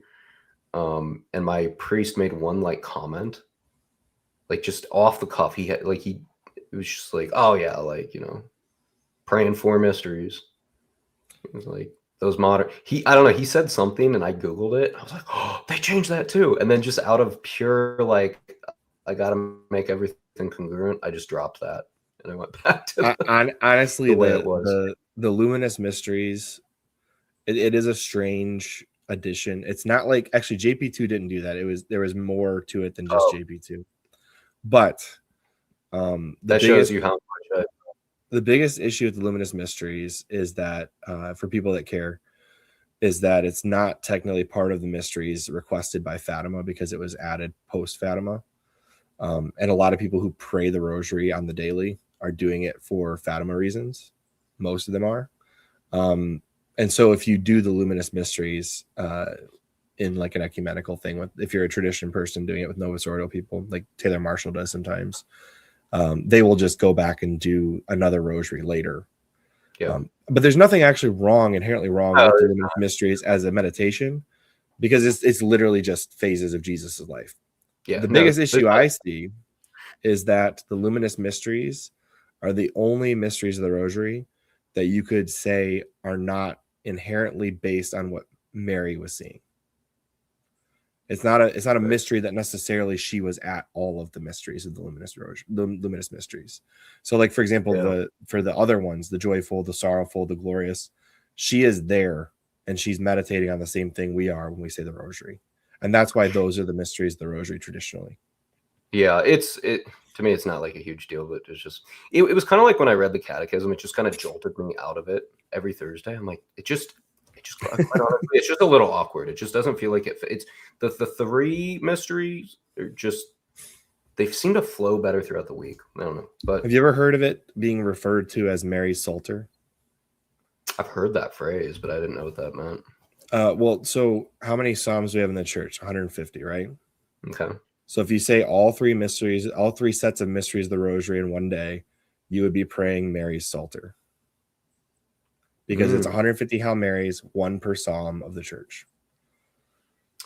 Right, and that's what the religious do. Because if you look like I always wondered, I'm like, why isn't my rosary that big? Like, how does it drape all the way down to like their ankles? It's like, oh, it's a huge rosary. Actually, you're thinking of the Franciscan rosaries, which are 7 decades, I think. Oh wow, okay. Technically speaking, you just roll around the rosary 3 times. Like that's all you got to do. Yeah. So like if you do the opening part of the rosary, and you start with the joyful mysteries, and you go all the way through the glorious mysteries, that is technically one whole rosary. Yeah, I've heard that. Yeah. I don't have time for that. I just No, I mean most of us don't. I mean, let's be honest. Yeah, that's interesting. What was that point you wanted to make? Sorry, we got kind of sidetracked. What's super interesting about tradition, especially in the Archdiocese of Detroit, and this is just factual, like our Archbishop basically shut down tradition the second he showed up. But the previous Archbishop Alan Vigneron, he was a champion of tradition, but very silent about it. You never heard about how much he cared about tradition pretty much until he retired, when that report came out from Diane Montagna. When he was there, our seminary was full on Summorum Pontificum. Every priest that went through that seminary, if they wanted to do tradition, even if they didn't, they were probably getting instructed in it. Almost all of them, and most of our priests are very traditional because of that teaching style through the seminary, not university. My goodness. Like for example, one of the priests, in fact, the priest that married my wife and I, he was a Novus Ordo priest, but he was already doing all the things that Summorum Pontificum was telling them to do in the Novus Ordo, which is turn around, face the altar, do things in Latin where you would normally do them in English. And he was really pushing the church towards tradition. Unfortunately, he got run out by a council of parish Susans, we'll say. And so he had to go somewhere else, sadly. But he was really moving that church towards tradition to a point where he might have been getting ready to say Latin Mass in the next couple of years post, what was going on there. And in fact, his homily, and when he did the marriage prep for us, he was very much about non-contraception. Like that was part of his homily. It's like, I'm blessing your marriage to have many kids. Like that was part of his homily. It was very traditional style priest in a Novus Ordo setting. Well, and I know you guys are probably only the second to Charlotte in terms of just terrible decisions that have occurred. What's worse about the Archdiocese of Detroit than Charlotte is we actually had in the Metro Detroit area the most Latin Masses in the entire country. And now we have 4 locations, and the only location with multiple Masses is the Institute of Christ the King in Detroit. Everywhere else, it's one Mass at a particular time on a Sunday. So 3 of the 4 Latin Mass allowed churches have one Mass, and it's usually at a very inconvenient time. Well, the only positive here that I can say to that is because I've also researched like kind of doomsday prep, like what do you do if there's a Latin Mass ban? I have a video on it, and it was based off of Charlotte. I think I touched on you guys a bit, but we just focused on Charlotte. And you learn this from some of the guys who were born before or were alive before we were even born, going through the immediate aftermath of the council. And you find these underground, and every person I've talked to, and these are on podcasts, like this isn't anything new, but a lot of podcasters have talked about when there's a Latin Mass ban, it doesn't ban it. It goes underground. It always goes underground. So I would not be surprised if there were just secret Latin masses happening all over Detroit. And to your point about the like angry parish Susans who ran that good priest out, go to my stats. Like they're just gonna die. Like that. Oh yeah, That. when the boomers die, tradition will reign. I mean, like there's no doubt in my mind, Mhm. unless all of the hierarchy of the church are modernists, which I just don't see how that could be possible. Most of the priests are pulling towards tradition, so at Yeah. some point there'll be traditionalists moving up in the hierarchy, whether they're outspoken about it or not. They will exist in the hierarchy at some point. It's going to And change. but even if they aren't, there will just I mean, it really goes two ways. Okay, so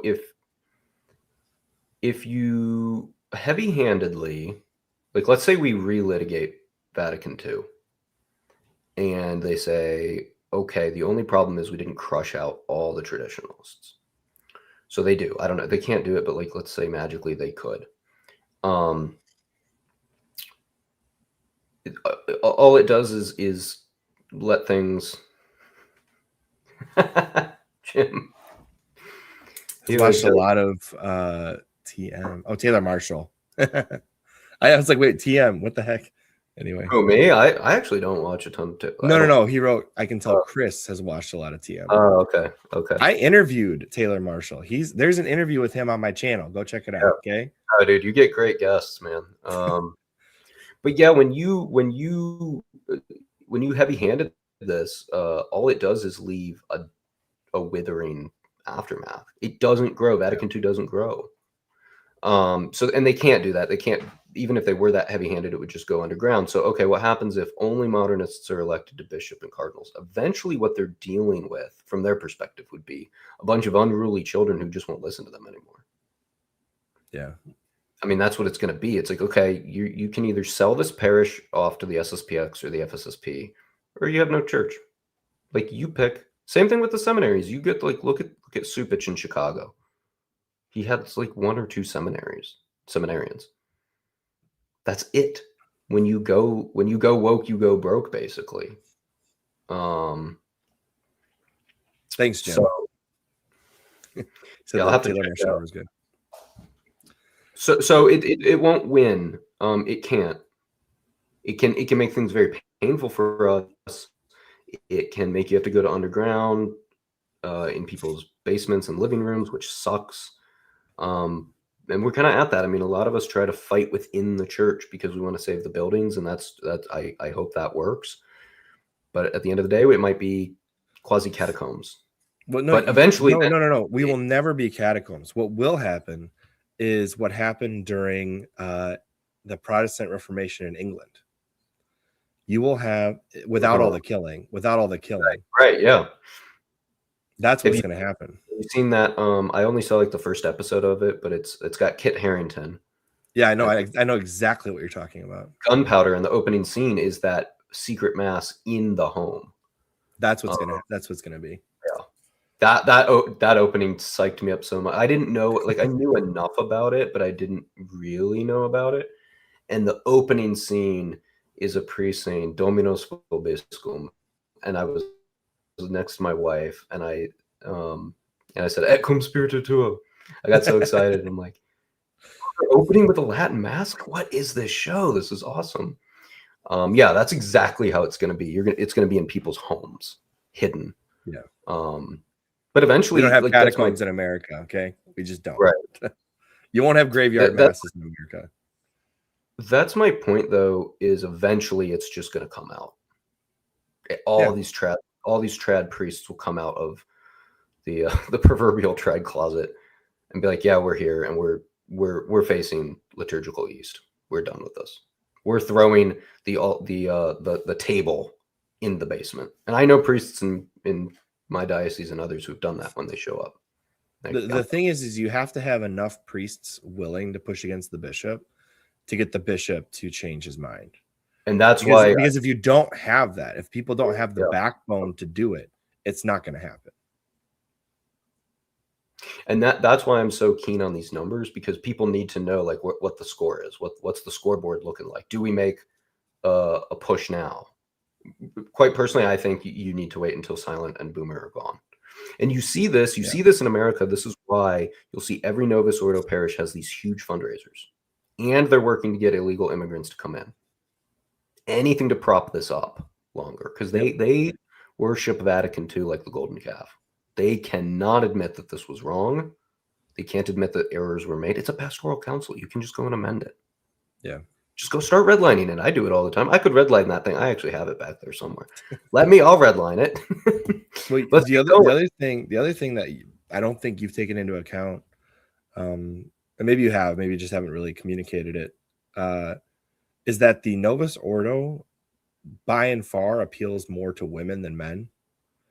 And when you look at statistics for it actually matches the statistics for retaining your kids at the mass, is that the mass that appeals to the men has like a 98% retention. The mass that appeals to the women has a 25% retention. And they say that when a dad goes to church on the regular, 75% plus of the children remain at that church. Whereas when their main source of religion is the mom, it's 25% or less. And those numbers track. You're spot on. I actually said that on Cox News when I went on. Okay, I missed that one. I didn't watch that one. Yeah, it was brand new because he just asked me about it. Fortunately, I had read the same statistics, and your stats are precisely right. The only thing you said, 98% retention in the TLM, it's 75%, but that's even better. Well, not better, but it's perfectly aligned with the male, with the father. Yeah, because when the father goes, it's 75%. But that's the thing, and people are like, oh, well, maybe if just the men went to the Novus Ordo. Like, guys, the men don't want to go to the Novus Ordo. Stop. It's like Mean Girls. Stop trying to make fetch happen.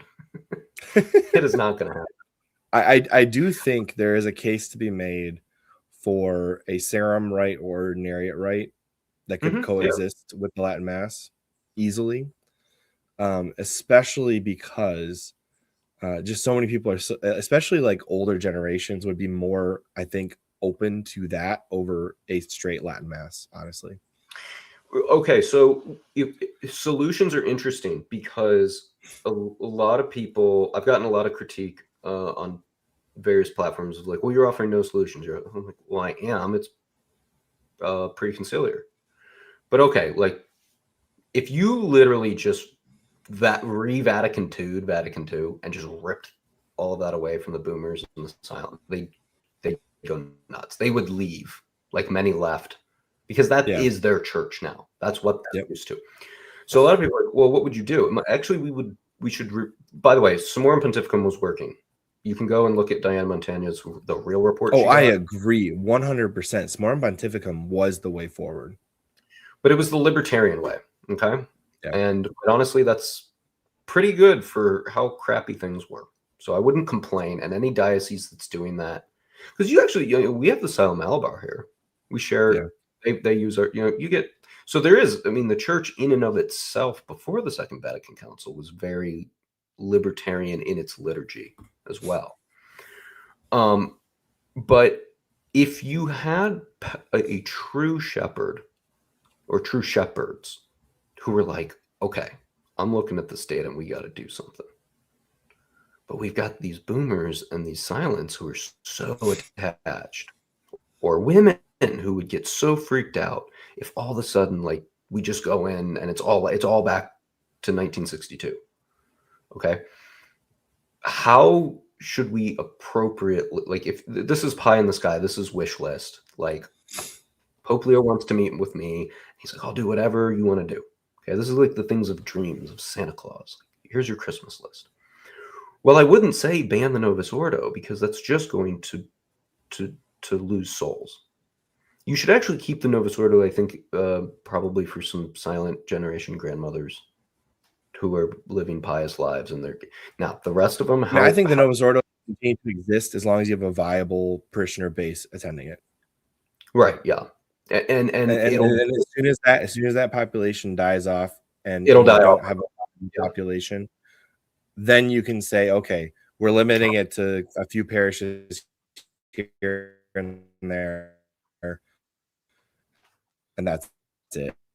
And then the rest of them will be either ordinary or whatever you want it to be, and then, but they'll get a traditional vernacular. 100%. Now, what is that? That's Traditionis custodes in Does reverse. that make sense? Yeah. Your camera jumped out a bit.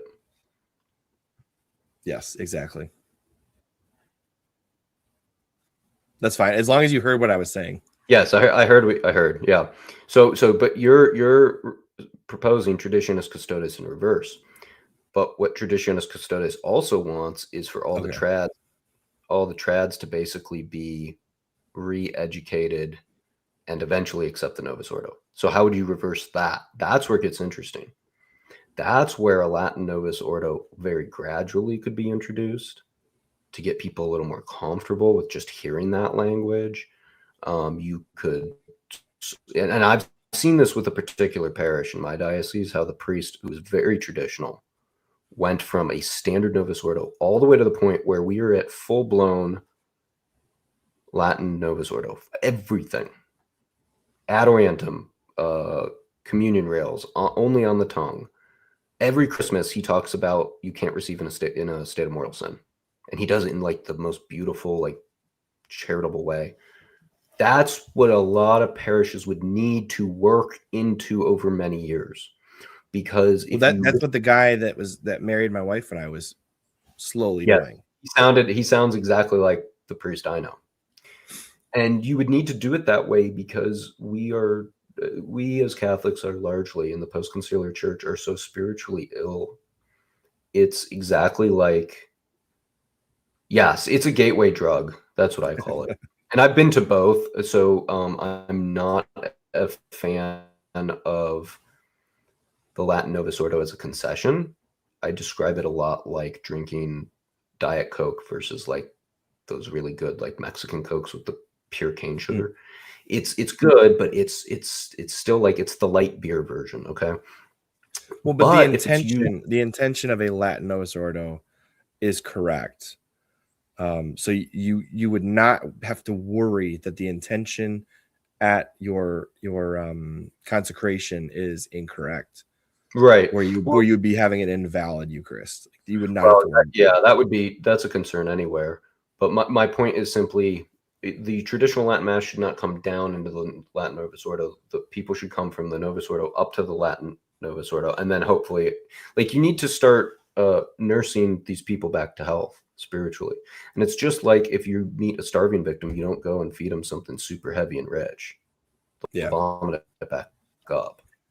And I mean, and I've seen that in my own life as a convert. Like I couldn't handle some of the harder teachings of the church. And a lot of it is just providential, God working with me. It wasn't like I read something, it was like, no, I reject this. It just never came across my mind until like 3 years into the faith. I'm like, oh, like I'd never considered that. Like maybe I should change. Oh, and then I read it, I'm like, okay, now I'm able to do this. Like, you see this, and that's the world we live in. If I'd been raised that way, it wouldn't have been a problem. But I was coming in from like, I had so many spiritual wounds.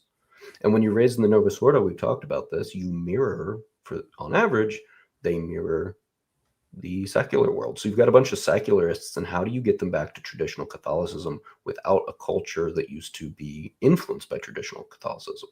You have a terribly secular and sinful culture. Well, you can't just show up one day and say, okay, Latin Mass, if you don't like it, get out. Well, they will get out. Yeah. It's too much. It's too much. So what we would need is and you could do it. I've seen bishops do it. I know your old bishop was like, just from what you're telling me, he was very clearly, gently, as a shepherd should, guiding people back towards the light. And we need that. We need that because 70% of our kids raised in a post-conciliar practice leave the faith. It's just not sustainable. If every bishop followed what your prior bishop did, we wouldn't need to be sidled up to the corrupt government, bringing in kids, losing them through the trafficking system. Like it's like the fact that we're involved in that. It's pretty messed up. It shows how desperate we are. It's all money. I mean, they don't have any money. They know the same stats I've looked at. They know their time's running out, and they're freaking out. They don't know what to do. I mean, the current Archbishop of Detroit, I would listen, if he ever listens to any of my podcasts, come on my podcast. I have a lot of questions for you. But he marched with the anti-ICE parade, riot, whatever that was. March. Yeah. The march, the anti-ICE march. And I'm like, okay, so who are we doing this for? Because I don't think most of your parishioners are interested in seeing another political archbishop in the Archdiocese of Detroit. Mm-hmm. At least not when it comes to that. Because they're not starting from a base where we can understand what they're saying. And it's like they start at this very liberal, very pro illegal immigration mindset almost. Mm-hmm.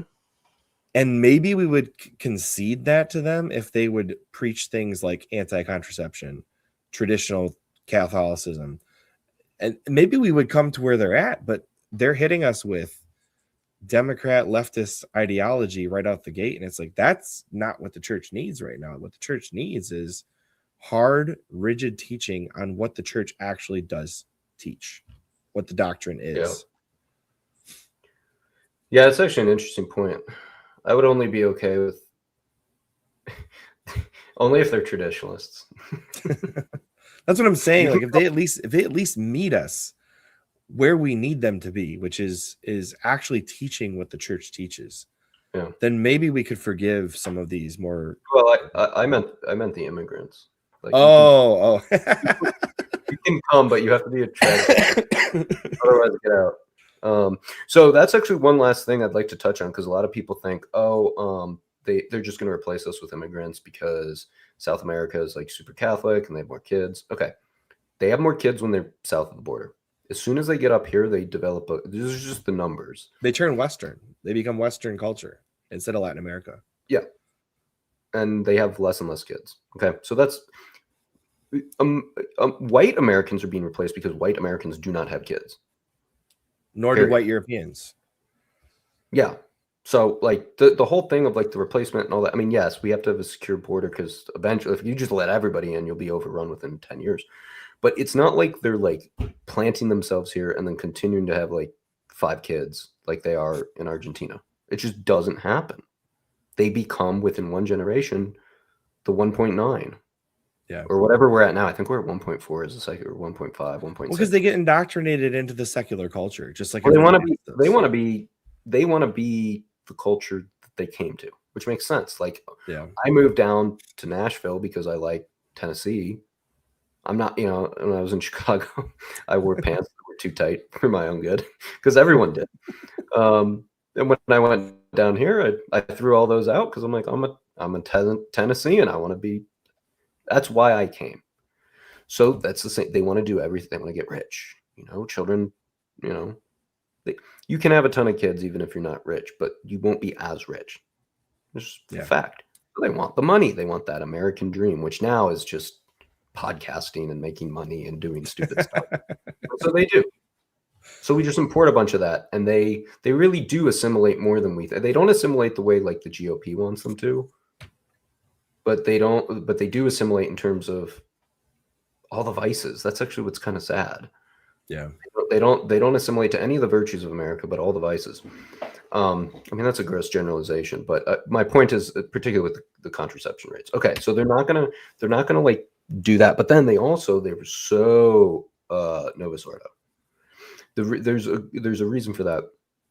There's all that liberation theology down there, and just roughly speaking, for anyone who doesn't know what liberation theology is, it's basically anti-colonial social movement, because all of South America was conquered by Spain at one point, and they did a pretty good job of integrating. I'm not saying like it was messy at times, but compared to like Protestants in America just went to war with the natives. The Catholics integrated with them, had families with them, and now you have. The Catholics were integrating with the natives in North America too. Yes, nobody wants to talk about this. Squanto is Catholic. Yes, Squanto is Catholic. The French Canadians. So I am a proud descendant of French Canadians that mixed with the Native Americans. Okay, there you go. Just saying. Yeah, the Protestants didn't do that. So, anyways, but with the liberation theology is they view anything pre-conciliar as very colonial. Yeah, they're very anti-traditional Latin Mass. Now, the SSPX is doing great work down there. Mm-hmm. but it's very difficult to see any diocesans pop up or anything like that. So, okay, so they come north of the border, they plug right into a Novus Ordo. Okay, so and they just fall right into that. So their retention rates are terrible. The retention rates in South America are bad too. I can show you those stats. It's abysmal. They're just hemorrhaging Catholics, mostly to Protestantism or nothing in particular. Well, Okay, it's funny so you say that because Protestants always go to Catholic countries to tell them, hey, you don't got to do all this hard Catholic work. Just come over here to this sola scriptura, sola fide. You're good. yeah, which And I mean, like, it's a super easy decision to make if you don't actually care about which church you're going to. right. And after the council, that's kind of the implicit message we've been giving them. So it's just one more step that way. Yeah, they're hemorrhaging there. So okay, so we're not even getting practicing Catholics. The ones that do are plugged right into a Novus Ordo with a 30% retention rate at best, remember? At best, these are people who are devout. And then they're not even having a ton of kids. So it's not, so yeah, it's going to be a problem if you let millions of people in anywhere. But the point being is it's not going to save the church. What the church is doing at this point, this is what makes it even more insidious. It would actually be better if they were like, hey, here's some Catholics and we'd like more Catholics in the church. No, what Right. they're doing is they're using the funds from the federal government to pad the losses Yep. That is exactly what's happening. because they've decided they'd rather go down with the ship than actually plug the leak, allow tradition to come in, allow men to have a liturgy they like and aren't cringed by, and what young people want. So that's the reason they're doing it. Nobody needs to fear massive Hispanic immigration that's going to just take over for the baby boomers. They will not be able to take over for the baby boomers. And I've gone to the Spanish Novus Ordos. The men. I mean, think about this. I used to work construction over a couple summers. I know what is said on those job sites. And then you compare that environment with your standard Novus Ordo, it's laughable. And you look at the faces of the men. I mean, I've seen Hispanic men fall asleep, multiple of them asleep at mass, and they're doing heavy labor, so like they're probably tired, but like it still doesn't matter. They're not paying attention at all, even when they're awake. You can just see like the women, the wives are just like, oh, like I'm being good, I'm here, and they're just so happy to be there. And the daughters are kind of a mixed bag, but generally are paying attention a little better. The men are just, you can just see them. They would just want to go home and sin. Like, when can I get out? It was that joke by that, like, he's a comedian, Jim Gaffigan. Yeah. And I mean, it's kind of disrespectful to Catholics, but I mean, he kind of does a good, like, case study on, like, post-conciliar Catholicism. He's like, when's mass over? I want to go and sin some more. I look at the faces of the teenage boys. They don't want to be there. Well, the church just has terrible outreach for teenage boys, just flat out. There's just none. It's not there. Well, Chris, what would the outreach matter if you're just going to plug them back into the Novus Ordo? Oh, we got great. If you have great, I'll give you great outreach. What do you bring? What are you pulling them into? Ugh, they don't want that. That's the problem. So it's like, oh, outreach to what? I can say this, like, for example, like the more traditional priests that are running a Novus Ordo that probably would prefer a TLM, they're actually doing pretty well with the boys, like getting them on altar, doing altar serving and whatnot. But the TLM will have 15 altar servers, altar boys on the altar. And the average Novus Ordo with a traditional priest will have 3, maybe 4 at most. He's fighting with one arm tied behind his back. Yeah, that's the problem. So, but I will say, if nobody attends the masses of these traditional leaning priests that are stuck in a Novus Ordo, it's also going to hurt their outcome as well. Right. I would say, like, if you're in a position where you don't have the like, first, like, you know, we both have kids. For me, like, anytime I get pushback on this, I'm just like, that's how I shut this debate down. I'm like, sorry, I'm not letting my kids leave the faith. My mother is Italian and my father is Irish English. I probably had Catholic ancestry going back to the Roman Empire, based on those two countries, because they were both part of the Roman Empire. It's very likely. Yeah. What does that mean? That means that my parents, after the council, broke generations upon generations of the greatest gift of inheritance anyone could ever receive. By Yeah. rights, I shouldn't even be a convert. It should have been my birthright, and it was robbed from me.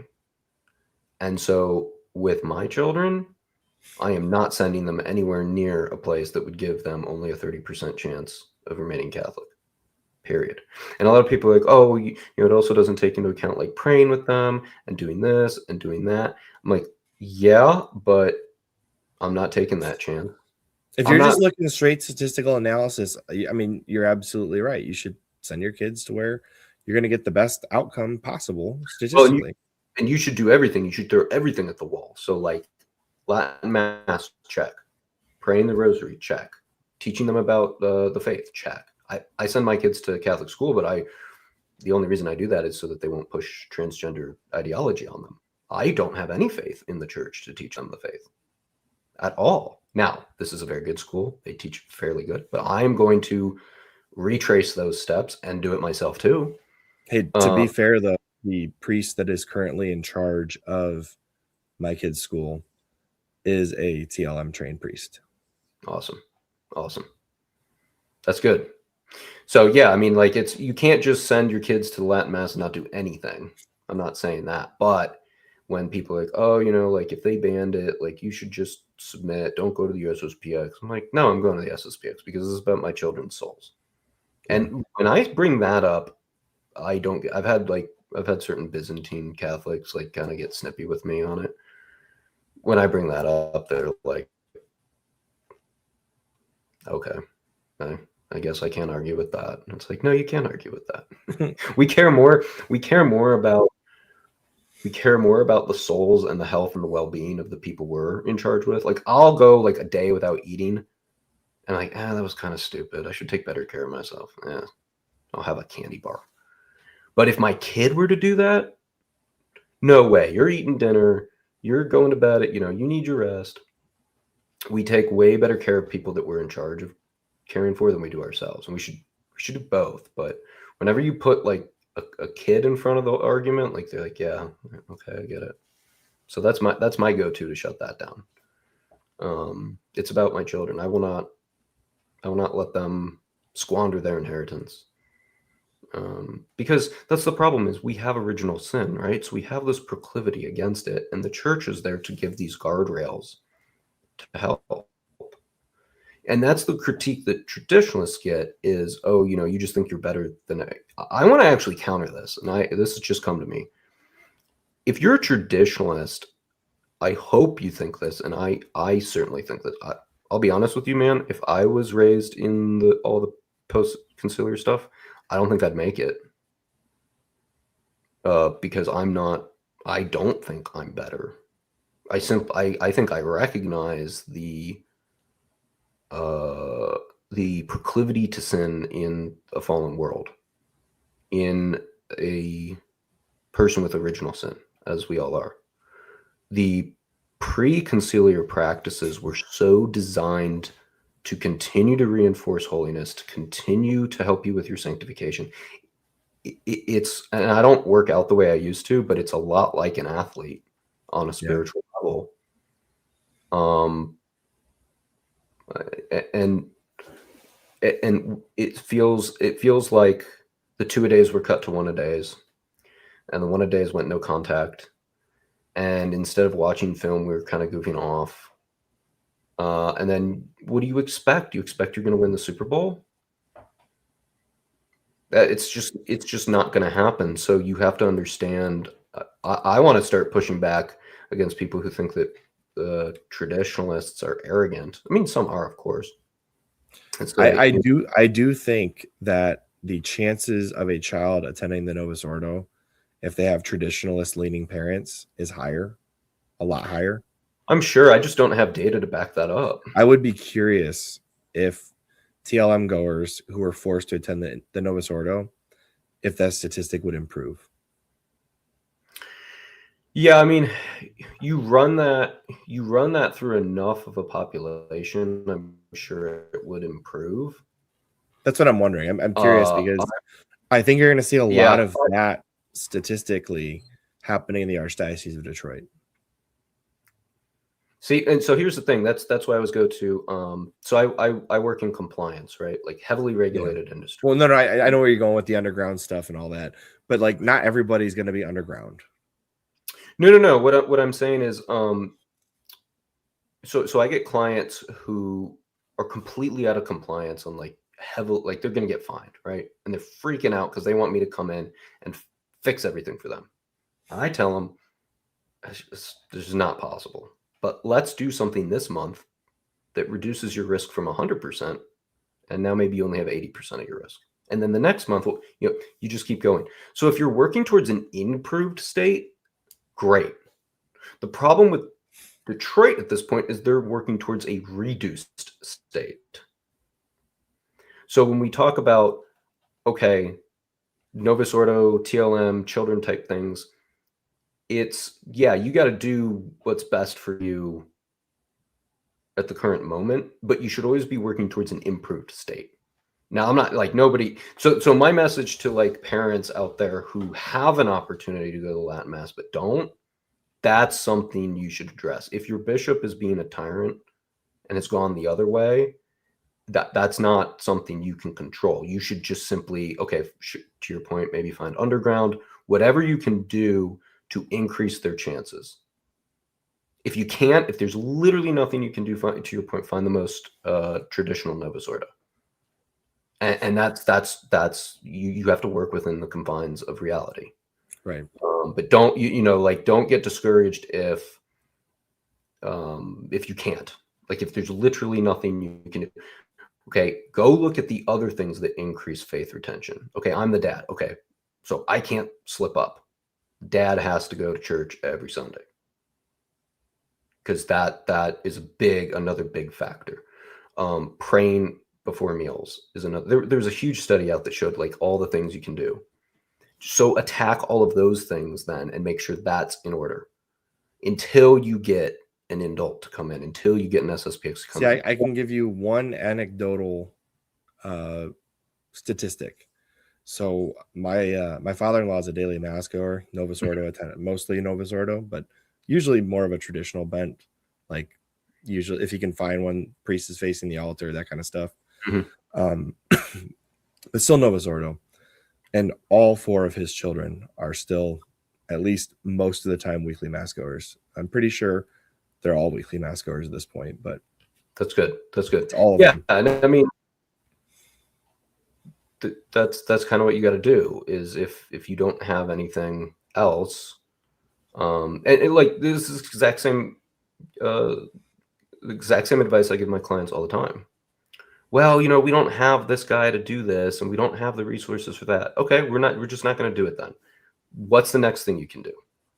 And to cite a Catholic who was very successful in using that mantra is Colonel Hal Moore, who was played by the Catholic Mel Gibson in We Were Soldiers. He would always bark at his men in training. There's always one more thing you can do. So, okay, I don't have a Latin Mass right now. Am I praying the rosary daily as a family? I don't know. Okay, maybe I'm not doing it daily. I'm doing it on Sundays. Okay, try to do it on Sundays and Saturdays. Maybe you got a super busy job. I can only do weekends. Okay, that's you've increased your rosary praying 100%. You've doubled it. See, so there's always like one more thing you can do to, I think the full quote, they didn't do it in the movie. The full quote from the historical man was there's always one more thing you can do to ensure your chances of success. Yeah. So that's what I would say. Because I know it's like in your diocese, it's tough. You might not have options. But then, just keep your ear out for the underground ones if you can find them. I've also said when you're on vacation, maybe try to find a Latin Mass then. Because I got to say, I only went to Anglican High Church for 2 years at that school, but it made such an impact on me that later on I sought out. So if your kids are being stripped away of this great treasure, find it and expose it to them in small doses whenever you can. They will log that in their heads, and they will seek it out when the time is more favorable. I would be curious. There's one more thing. Have you read Dr. Pierre Kwasniewski's book about the once and future Roman Rite? I haven't. I should, though. I agree with a lot of what he says. So what's interesting in his book is it opens up with the biggest change in the post-conciliar church was that the men stopped going. Mm-hmm. And I would be curious because, like, for example, the anecdotal I just gave you about my father-in-law and his children. For example, I'm the opposite. My dad doesn't go to any church whatsoever. My Mm-hmm. mom's a weekly mass goer. Everybody except me doesn't go to church now. Yeah. And statistically speaking, and looking at other aspects of my upbringing, it's actually a miracle that I still go to church. Yeah. But long story short, I would be curious what the retention rate of children at the Novus Ordo is if the dad is attending weekly. Because I imagine, based on some of the anecdotals I've heard, the amount of men in those families where the kids are falling away is low that are attending church. Mm-hmm. Oh, yeah. So I'd be curious, Yeah, I mean, if you increased men going and caring about church, not just men going and sleeping, right. men going and caring about the mass, what that would do to retention rate. Would it go to 50%? Would it match the TLM? Probably not match the TLM. But how close would it get? That would be my question. Yeah, it's a good question. I don't have the numbers on that, but I'll keep an eye out for it. The problem you have then is like the root cause analysis. Well, the root cause analysis would tell you that Vatican II sent men away from the church. Right. That would be the root cause analysis. Well, the root cause is that the men don't go because they don't like the Novus Ordo. Right. Well, and yeah, then, I don't disagree with you there at all. Yeah. And then one more step would be, of course, the council. Yeah, that's the greatest problem, in my opinion. Like, I would suggest that instead of studying female deacons, we need to study how to get men back into the church. But that's not, the answers aren't what they want to hear. The answers aren't what they want to hear.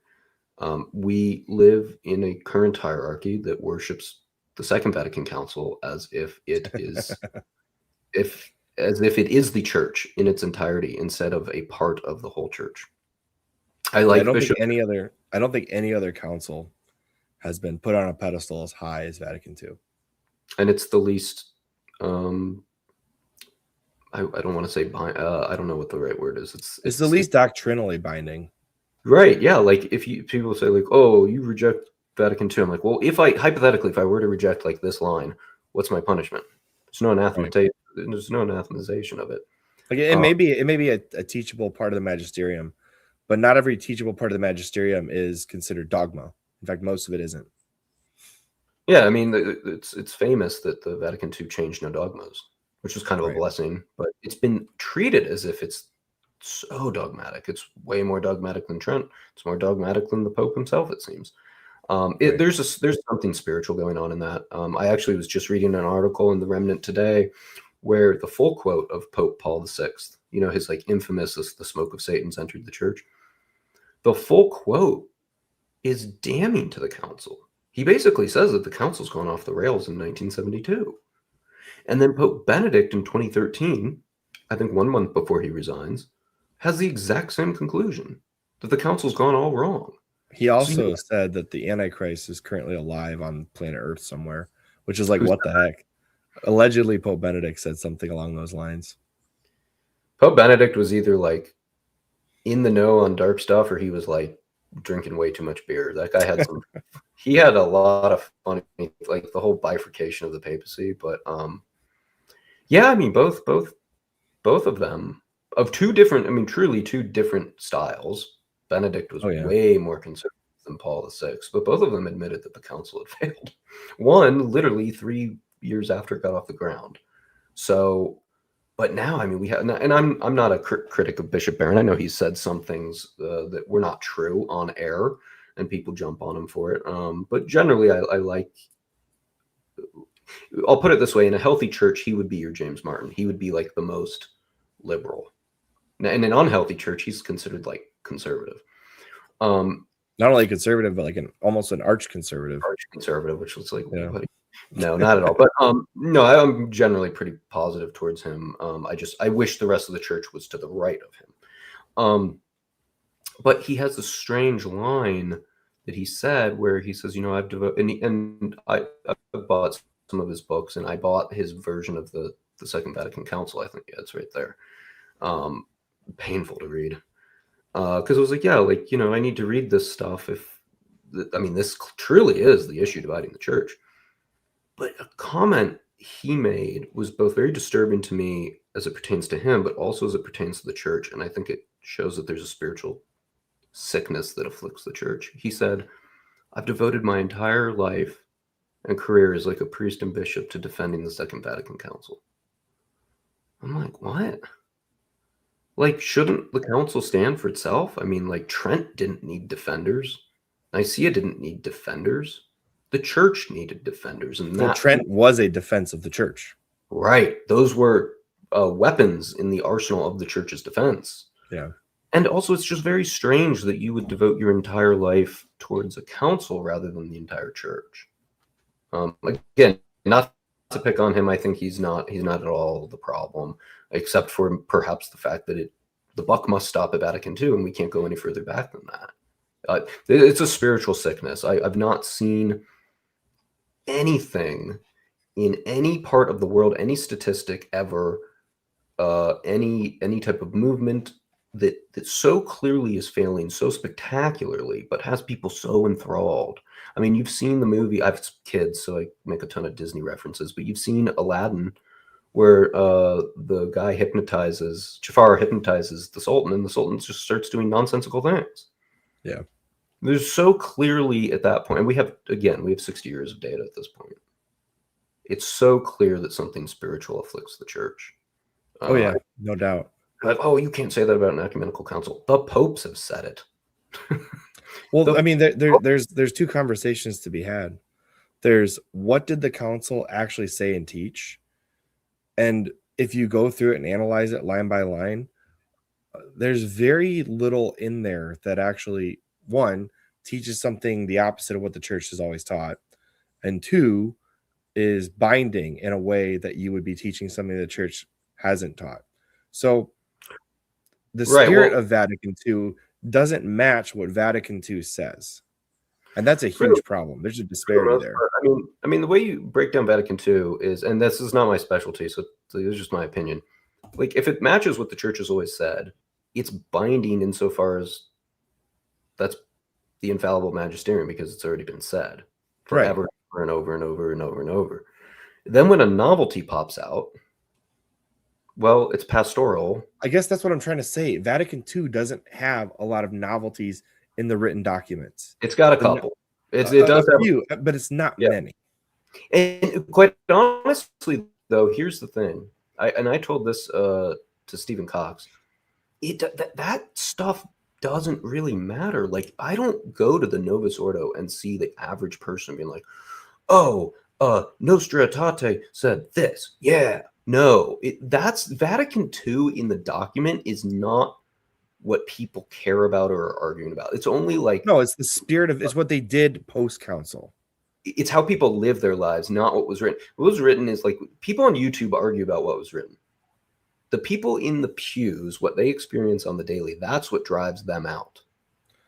Or if you're a traditionalist in the Latin Mass, keeps them in. Well, I mean, you could probably argue that what we're seeing is the difference between the Constitution of the United States and how the law is handled. Whereas like Vatican II is like how the documents are written and how the council has handled the church post Vatican II. They don't necessarily match.